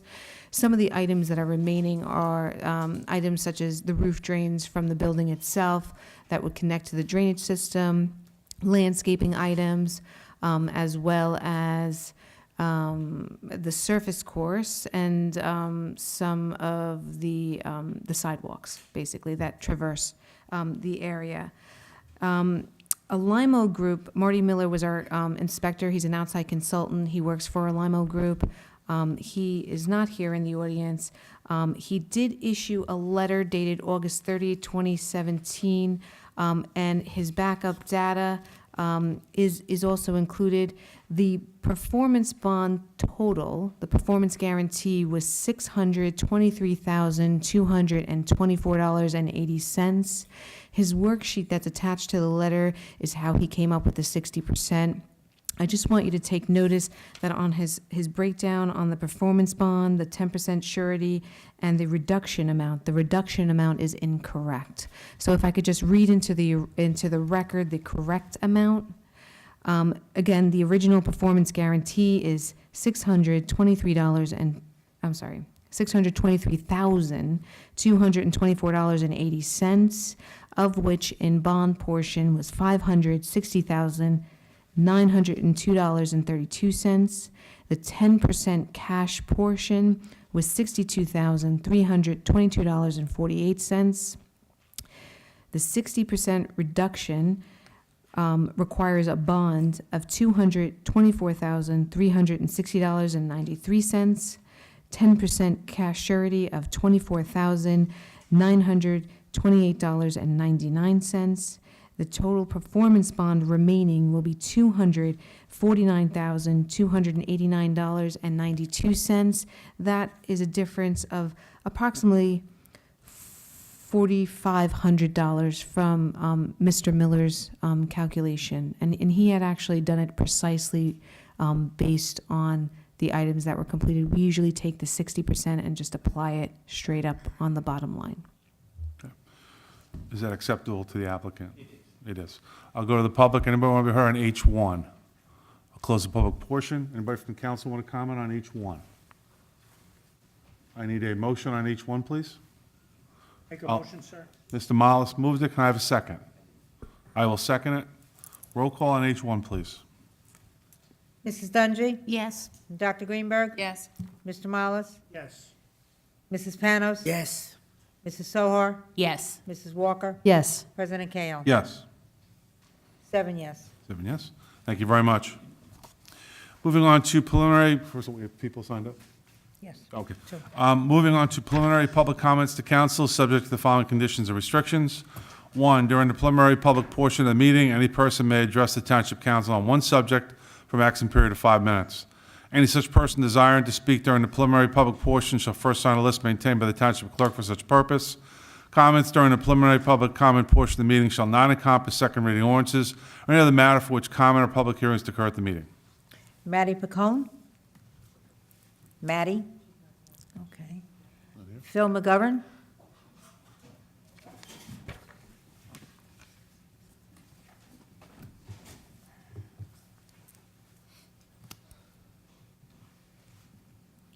Good evening. Good evening. Philip McGovern, 201 Yorkshire Court in Society Hill. Before I begin my remarks, I just would like to say it's nice to see the mayor back in action. I am a member of the Parking and Transportation Committee. Richard Pucciarelli is also a member of that committee, and we meet from time to time to discuss parking and transportation issues. And we have found out the following. At the Old Bridge Park and Ride at Westminster Boulevard, residents who commute by bus to Manhattan and points in northern New Jersey pay a $25 fee for a yearly permit for the privilege of parking at that Old Bridge lot. In addition, they pay $1 a day to park there. That $1 payment must also be made on weekends. In total, commuters are paying over $250 per year, not including weekends, just to park. Compare this to the weekend parking regulations in other towns, according to the New Jersey Transit website and in telephone conversations with these towns. Train parking rides, Aberdeen Mattawan, 4 lots, weekend parking is free. South Amboy, 4 lots, weekend parking is free. Hazlitt, 2 lots, weekend parking is free. The bus parking rides, the Garden State Parkway at exit 120, weekend parking is free. Manalapan, there's a $201 annual permit, which includes weekends. Manalapan at Sims Drive, $201 yearly permit, includes weekends. Freehold, Shebanoff Lane, $100 a year permit, weekends are included. Freehold near the Burlington Coat Factory, $100 a year permit, weekends are included. Marlboro, Texas Road and Union Hill, permit $216 a year, weekends are included. All of those towns' costs are cheaper than Old Bridge's $250. Last weekend at the Westminster Boulevard Park and Ride on Saturday, less than 13% of the spaces were used. On Sunday, less than 10%. I am here tonight to ask this council to pass an ordinance which states that if you have an annual permit, then weekend parking is free in any Old Bridge Township lot. Also, put in place a weekend permit of $5 a year for the occasional weekend bus rider to New York, going to a show, a doctor visit, maybe a church service on a Sunday. Again, they would also be exempt from having to pay the $1 on Saturday and Sunday. Thank you. Thank you. Anybody else want to be heard? Is that it? Okay. No, that's it. Okay. So I'll close the preliminary public comments portion. Go to council member comments. Anybody want to be heard? Mrs. Sohar? Yes, thank you. This weekend, I had the pleasure of participating in an ovarian cancer walk that was done in Lake Ridge. And I just wanted to mention the young lady who put it all together. Her name is Holly McCann, and she's a 17-year-old high school senior here in Old Bridge. And she contacted me early summer, and asked about the process, and Stella was great. She walked her through it, showed her everything she had to do. But I think it's amazing that someone that age would put this whole thing together herself and was so aware of what's going on and, to help fundraise and help other people in need. So this was a very, very special day. She's a very, very special young lady, and I think it's wonderful how this town has such great children in it and how they all, are willing to help other people. So thank you, Holly. It was a very, very nice event. Council comments. Mrs. Walker. Yes, first I'd like to thank Richard and Phil for all their hard work on the Parking and Transportation Committee. A few months ago, we had asked for reports, and they're working very hard to come up with some ideas and improvements. And I agree the people should not have to pay on the weekend. The lot's vacant anyway, but it has to be limited to Old Bridge residents.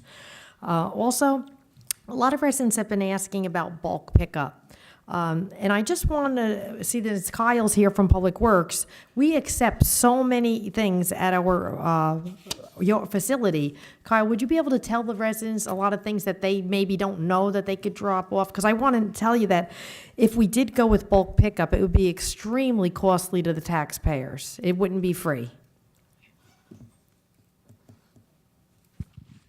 Yes, we take, in the recycling yard at the Public Works Complex, we take mattresses, we take cooking oil, we take motor oil, we take carpet, we take concrete blocks, brick, anything like that, you rip up your pavers, you can bring your pavers here.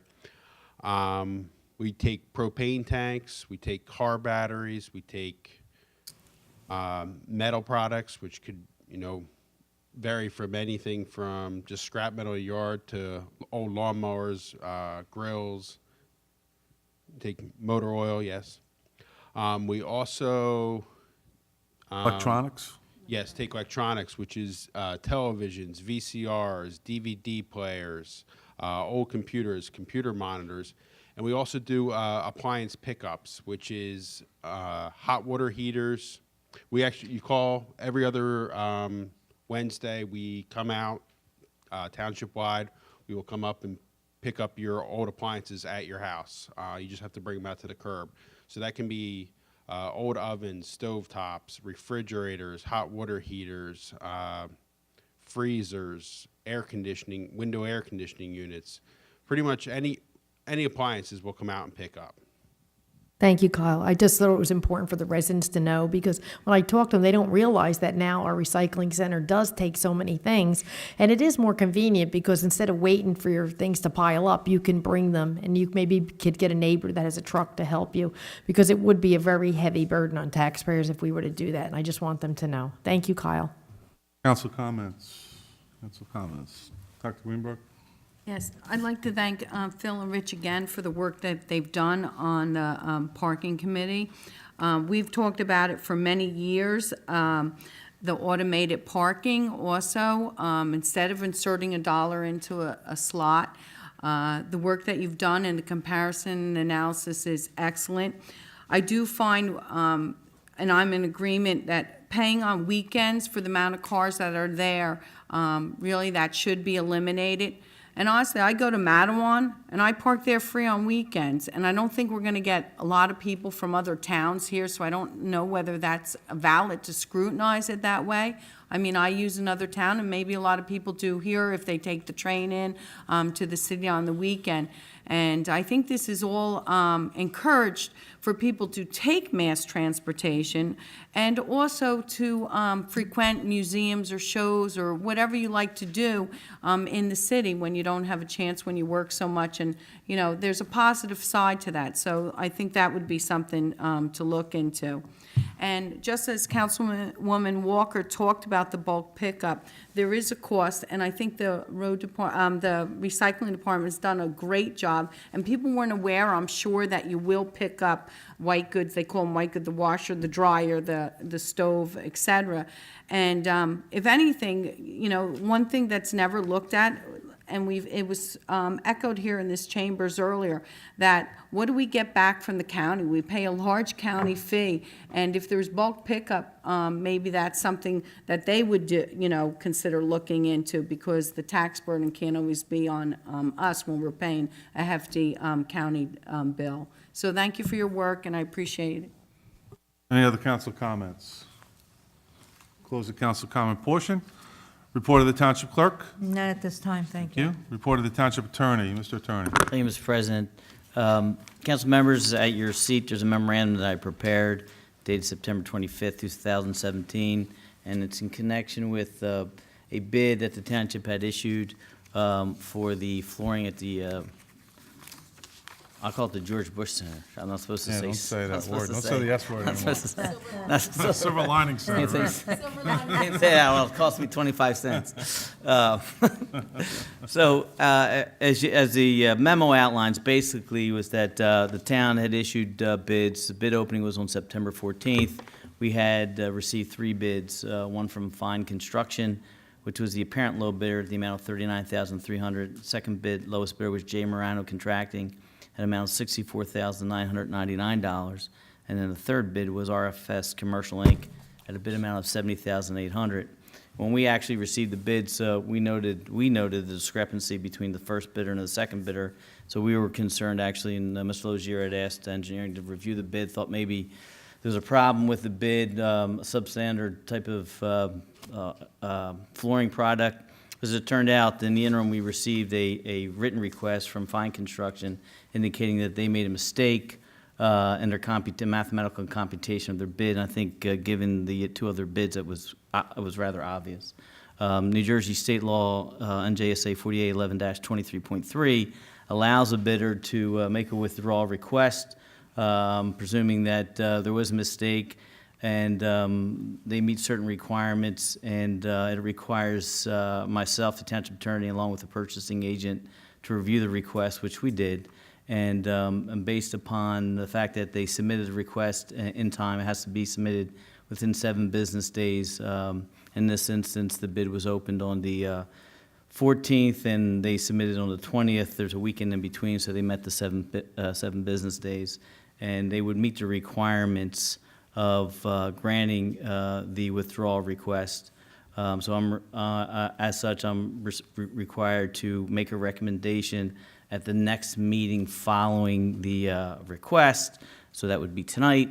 So my recommendation would be to grant the request of Fine Construction to allow for the withdrawal of the bid, which would disqualify them in the event that we were to rebid it from bidding again on this project. I don't anticipate that's going to be the case. The rest of the bids were fine.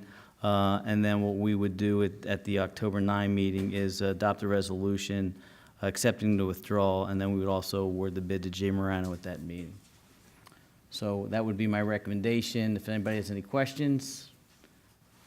If not, at the next meeting, I'll have the appropriate resolutions. October 9th, yep. Okay, thank you. Thank you. Administrative report. Oh, do we have to? Thank you. Yeah, hold we on. should. Make a motion to accept the attorney's report. Thank you, Stella. Move it. Moved by Mrs. Panos, second, please. Second by Mr. Mollis. Roll call to accept the attorney's report. Mrs. Dungy? Yes. Dr. Greenberg? Yes. Mr. Mollis? Yes. Mrs. Panos? Yes. Mrs. Sohar? Yes.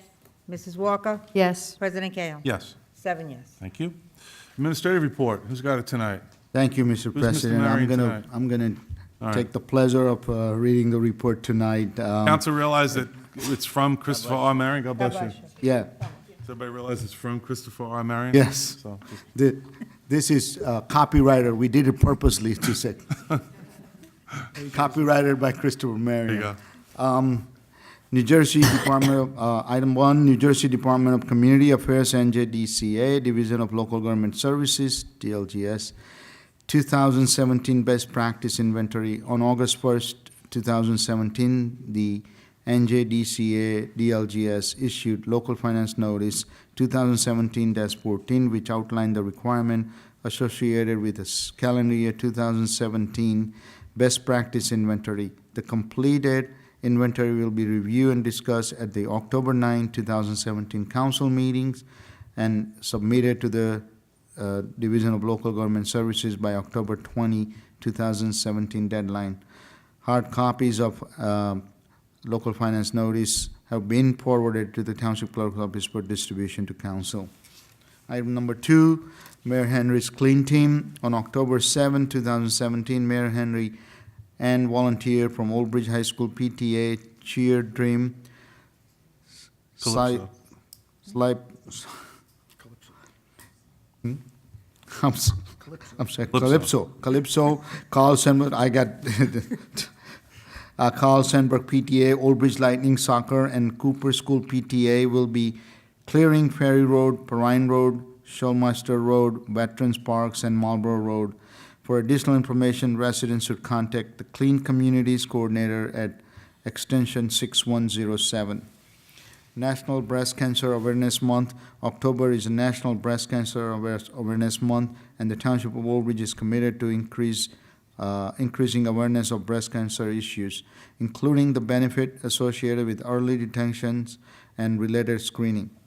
A breast cancer awareness tea party with a representative from Redden Bay Medical Center is scheduled for October 13, 2017 at 1 p.m. in the Senior Center for Old Bridge seniors.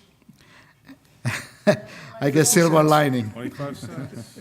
At the silver lining. Advanced sign setup is required. Advanced sign setup is required. For more information about the event, residents should contact the Senior Center at extension 6600. For additional information on National Breast Cancer Awareness Month, residents can visit nationalbreastcenter.org.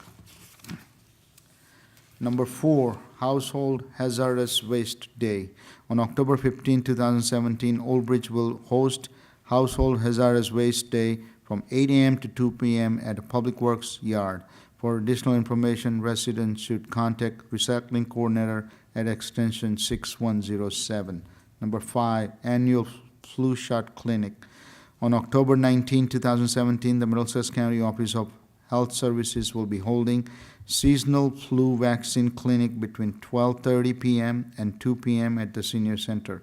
Flu vaccines will be available for $15 cash only or a valid Medicare card. Pneumococcal vaccine will be offered to residents at age 65 and over. Residents 18 to 65 will have a chronic illness and have never received the vaccine for $65 cash only or a valid Medicare card. For more information about the clinic, residents should contact Senior Center at extension 6600 or the Middlesex County Office of Health Services at 732-745-3100. Item number 6, 2017 Fire Prevention Week. The week of October 8, 2017 has been designated as a Fire Prevention Week by National Fire Protection Association. The theme for 2017 is Every Second Counts, Plan 2 Ways Out.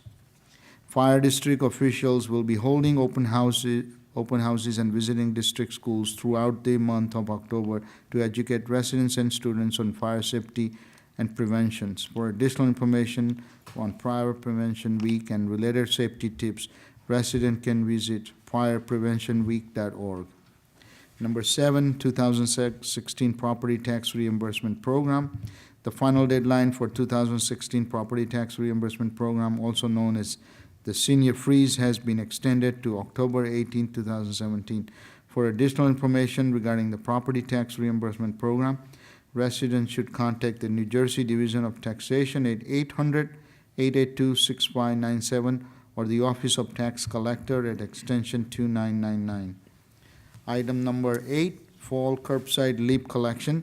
The Department of Public Works is scheduled to begin the Fall Leaf Collection Program on October 30, 2017.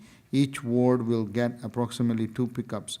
Leaves should be placed at the curb in a biodegradable paper bags the Sunday night before your scheduled week. For additional information, residents should contact Department of Public Works at extension 6140 or visit the township website at oldbridge.com.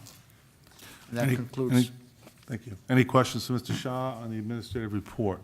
I Mr. just Panos? want to expand on something since the Public Works is here. That hazardous waste drop-off day, hazardous waste, is a Sunday. So when people are cleaning their yards and, cleaning up the summer stuff for the summer, on a weekend, you could drop that off. There's, whether it's pool, chemicals, the list here, I just wanted to go on the list because I hate to see that stuff at the dumps. People just throw a can of paint in their car. And if, 100 people do that.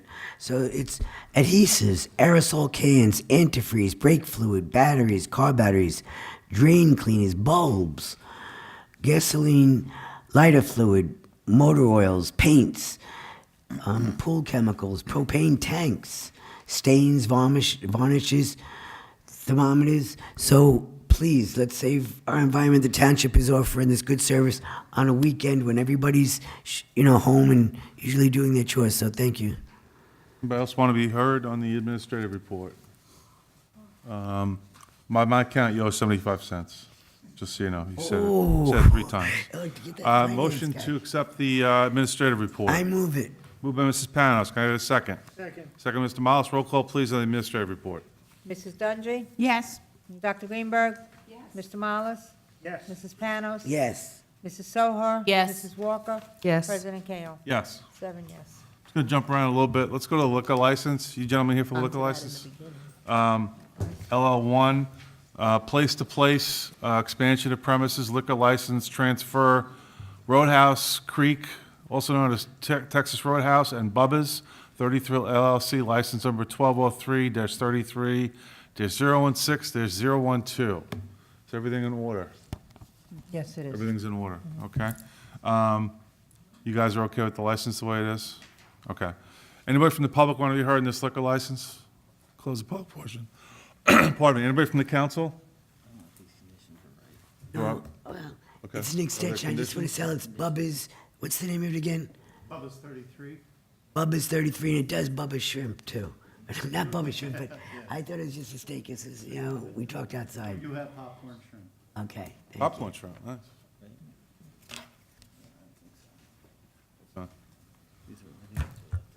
Okay.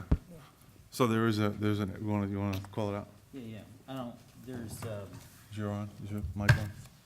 just looking at the, there were some conditions that were put on the resolution, but one of them may have been, The last 2. I know. last 2 in error. The installation of digital surveillance system, which you're okay with that? Right. Then they had a condition of no go-go dancing, but I don't think that's No. gonna We're be. okay. I think we're okay. Yeah, right, that's, I don't think that's gonna be anyway. No dancing at Bubba's, huh? Not a problem, not a problem. Good to hear. We don't want any dancers named Bubba anyway. It's in the format. And I don't want to dance. Yeah, I Yeah, don't think so. And then the other one was license, contact the Department of Code Enforcement, Health Department to obtain a CO, but I think there's, We're still working. Well, It's Still still under they have to- construction, they right? have to do the CO right, on the before you can other do part, it, yeah. that's part of condition, so Right. that one's okay, 2 That should go. stays. Okay. 1 and 3 can stay. So just for clarity purposes, the go-go dancing gets stricken. That's stricken. Okay? Everybody okay with that? All right. I need a motion on this? Yes. On L1? Moved by Dr. Greenberg. Can I get a Second. second, please? Second by Mrs. Sohar. Sohar. Thank you. Roll call on L1. Mrs. Dungy? Yes. Dr. Greenberg? Yes. Mr. Mollis? Yes. Mrs. Panos? Yes. Mrs. Sohar? Yes. Mrs. Walker? Yes. President Kale? Yes. 7 yes. Thank you, Good gentlemen. Thank luck. you. We wish you all the Good evening. success. Yeah, good luck. You choose off. Thank you. Okay, moving on to the consent agenda. The attorneys just informed me that C2 is off the agenda tonight. We're not going to vote on that. We have items C1 through C8. Can I get a motion first, and I'll do separations? I'll move it. Moved by Mrs. Panos. Can I get a second, please? Second. Second by Mrs. Dungy. Thank you. To introduce, anybody from the public want to be heard on items C1 through C8? Close the public portion. Do we have any separations from council? Dr. Greenberg. C3. C3. Any other separations from council? Okay. Dr. Greenberg, you should probably. Yes, and that's why I'm going to abstain from C1. Sure. That's Okay. what I'm saying. So just for voting. Okay, Yeah. great. But she said C. So can I have a motion for the balance, which is C1 excluding C2, C4, 5, 6, 7, and 8? I got a motion on the balance. Motion by Mr. Mollis. Second by Mrs. Panos. Roll call on the balance, please. Mrs. Dungey? Yes. Dr. Greenberg? Abstain from C1. Oh, I'm sorry. You know, I apologize. I apologize. Can you guys, She can do that. She can just, Dr. Bell, just abstain on C1, and then yes on the rest. Okay. you said that and I apologize. That's Sorry okay. about that. Abstention from C1 and yes for the rest. Great, thank you. Mr. Mollis? Yes. Mrs. Panos? Yes. Mrs. Sohar? Yes. Mrs. Walker? Yes. President Kale? Yes. 7 yes, with the exception of C1 abstention for Right, Mrs. Greenberg. okay. C3, Dr. Greenberg? Yes, clarification, please. This is our routine bookkeeping resolution that we need to do every year. The checks that are outstanding, basically stale debt, as you can see, they are from 15 and 16. They need to be canceled by council resolution. So there's checks are being issued, but they're still outstanding. The vendor or the recipient has not cashed it.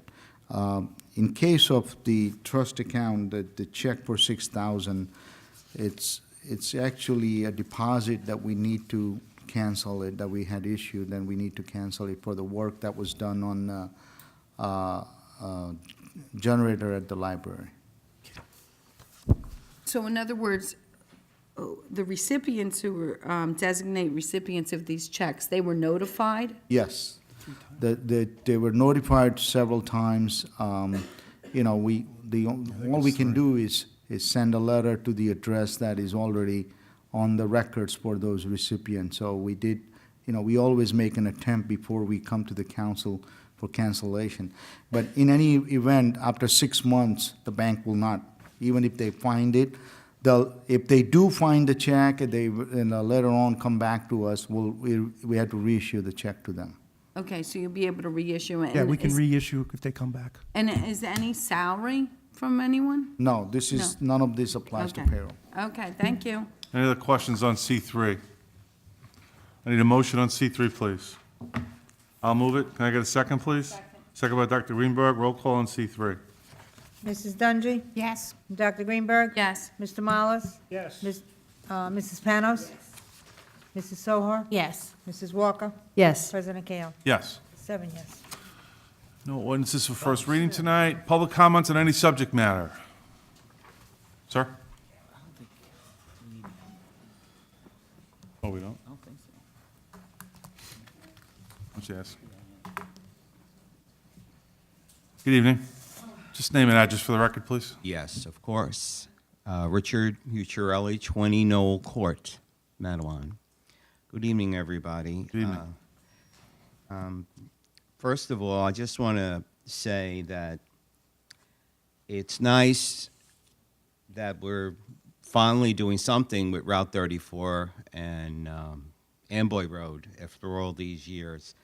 But first, I have to, before I'm going to save the best for last, I'm just going to address the Cottrell Farm proposal.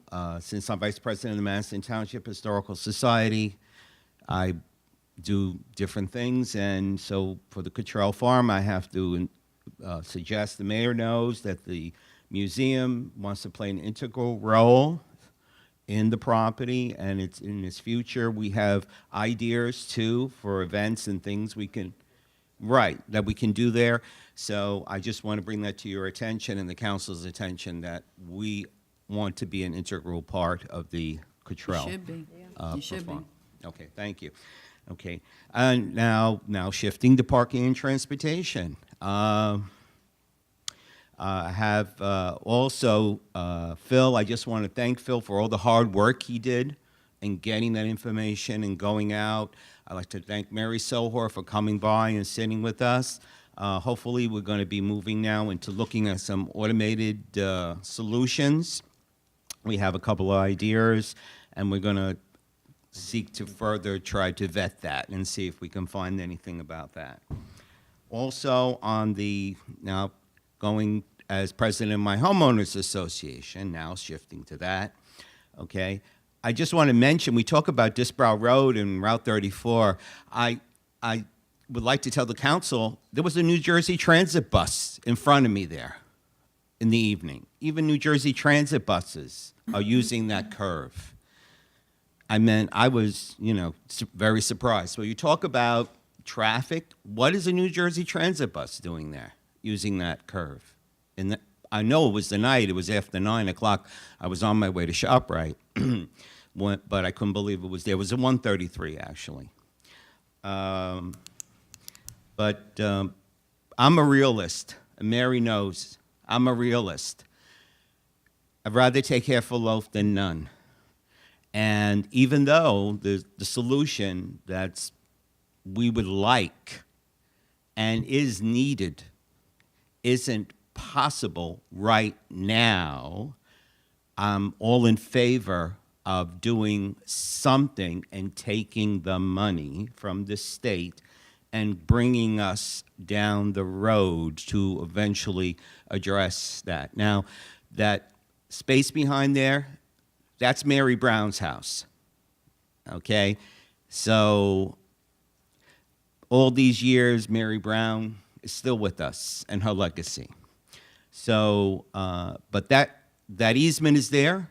It should be used. It was taken for that purpose, and that's exactly what it needs to be done. We need to use that easement and line up those roads, Morristown, and that. And I don't believe for a second that traffic is going to be alleviated that much there. Making people make a right. People don't need to go that way to make a right unless you want to go on any of those things between Morristown and Disbrow and go to those merchants. You might as well just go to Disbrow and go around and continue south. And as for Farrington and Edgar Road, you can't make a left there. And I know people who are from Edgar and are from Farrington. You got 3 developments on Farrington. You got Farrington Estates. You got Township. You got Deerwood Farms. They're not going to go all the way around and come back around when they can go right out that way. You can't make a left there. The traffic doesn't stop. It's the same situation. I meant you moved it down a little further. And but I'm hoping that there is some resolution. And I'd just like to say, I've been in the town over 20 years. This issue's been with me for all 20 years. The only person up at this dais right now that was there when I first spoke about this is Mary Sohor and her husband Roman when he sat up there. And we talked about it. And I told Mary, well, I'm married to her with this issue. And it seems like we're going to go into retirement together with this issue. And we're still talking about it. And Mary has been wonderful, works very hard, and has been trying. I want to thank you, Mary. And thank you, Debbie, too, and everyone else who worked on this issue. Thank you. Good Thank evening. you. Anybody else want to be heard? Okay, I'll close the public portion. We did the liquor license. We're going to go into executive sessions. Anybody want to do any council member comments before we go into executive? Okay, we're going to go into executive. We're going to come out. We're going to have to vote. So I need a motion to go into executive session. Moved by Mrs. Sohar. Thank you. Anybody want a second? Second by Dr. Greenberg. Yeah, where's the resolution? I don't know.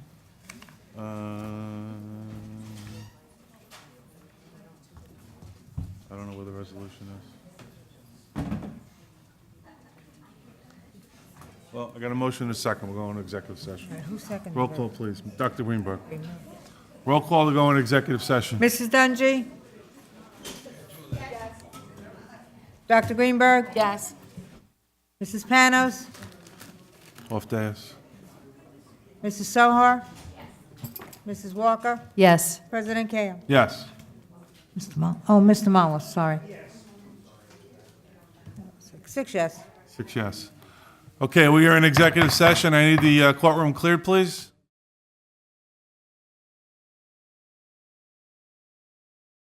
We are back in the public session. I'm going to look for a motion. I'm going to read this into the record. Resolution ratifying and approving memorandum of agreement between the Township of Old Bridge and ASME 3231-2, Old Bridge Municipal Employee Supervisors, authorizing execution. Can I get a motion, please? I'll move it. Can I get a second? Second. Second by Mrs. Sohar, thank you. Roll call on the resolution. Mrs. Dungy? Yes. Dr. Greenberg? Yes. Mr. Mollis? Mrs. Panos? Mrs. Sohar? Yes. Mrs. Walker? Yes. President Cahill? Yes. 7 yes. Motion passes. Motion for adjournment. Move it, Dr. Greenberg. Second, please. Second by Ms. Dungy. Roll call on adjournment. Mrs. Dungy? Yes. Dr. Greenberg? Yes. Mr. Mollis? Mrs. Panos? Mrs. Sohar? Yes. Mrs. Walker? Yes. President Cahill? Yes. 7 yes. We are adjourned.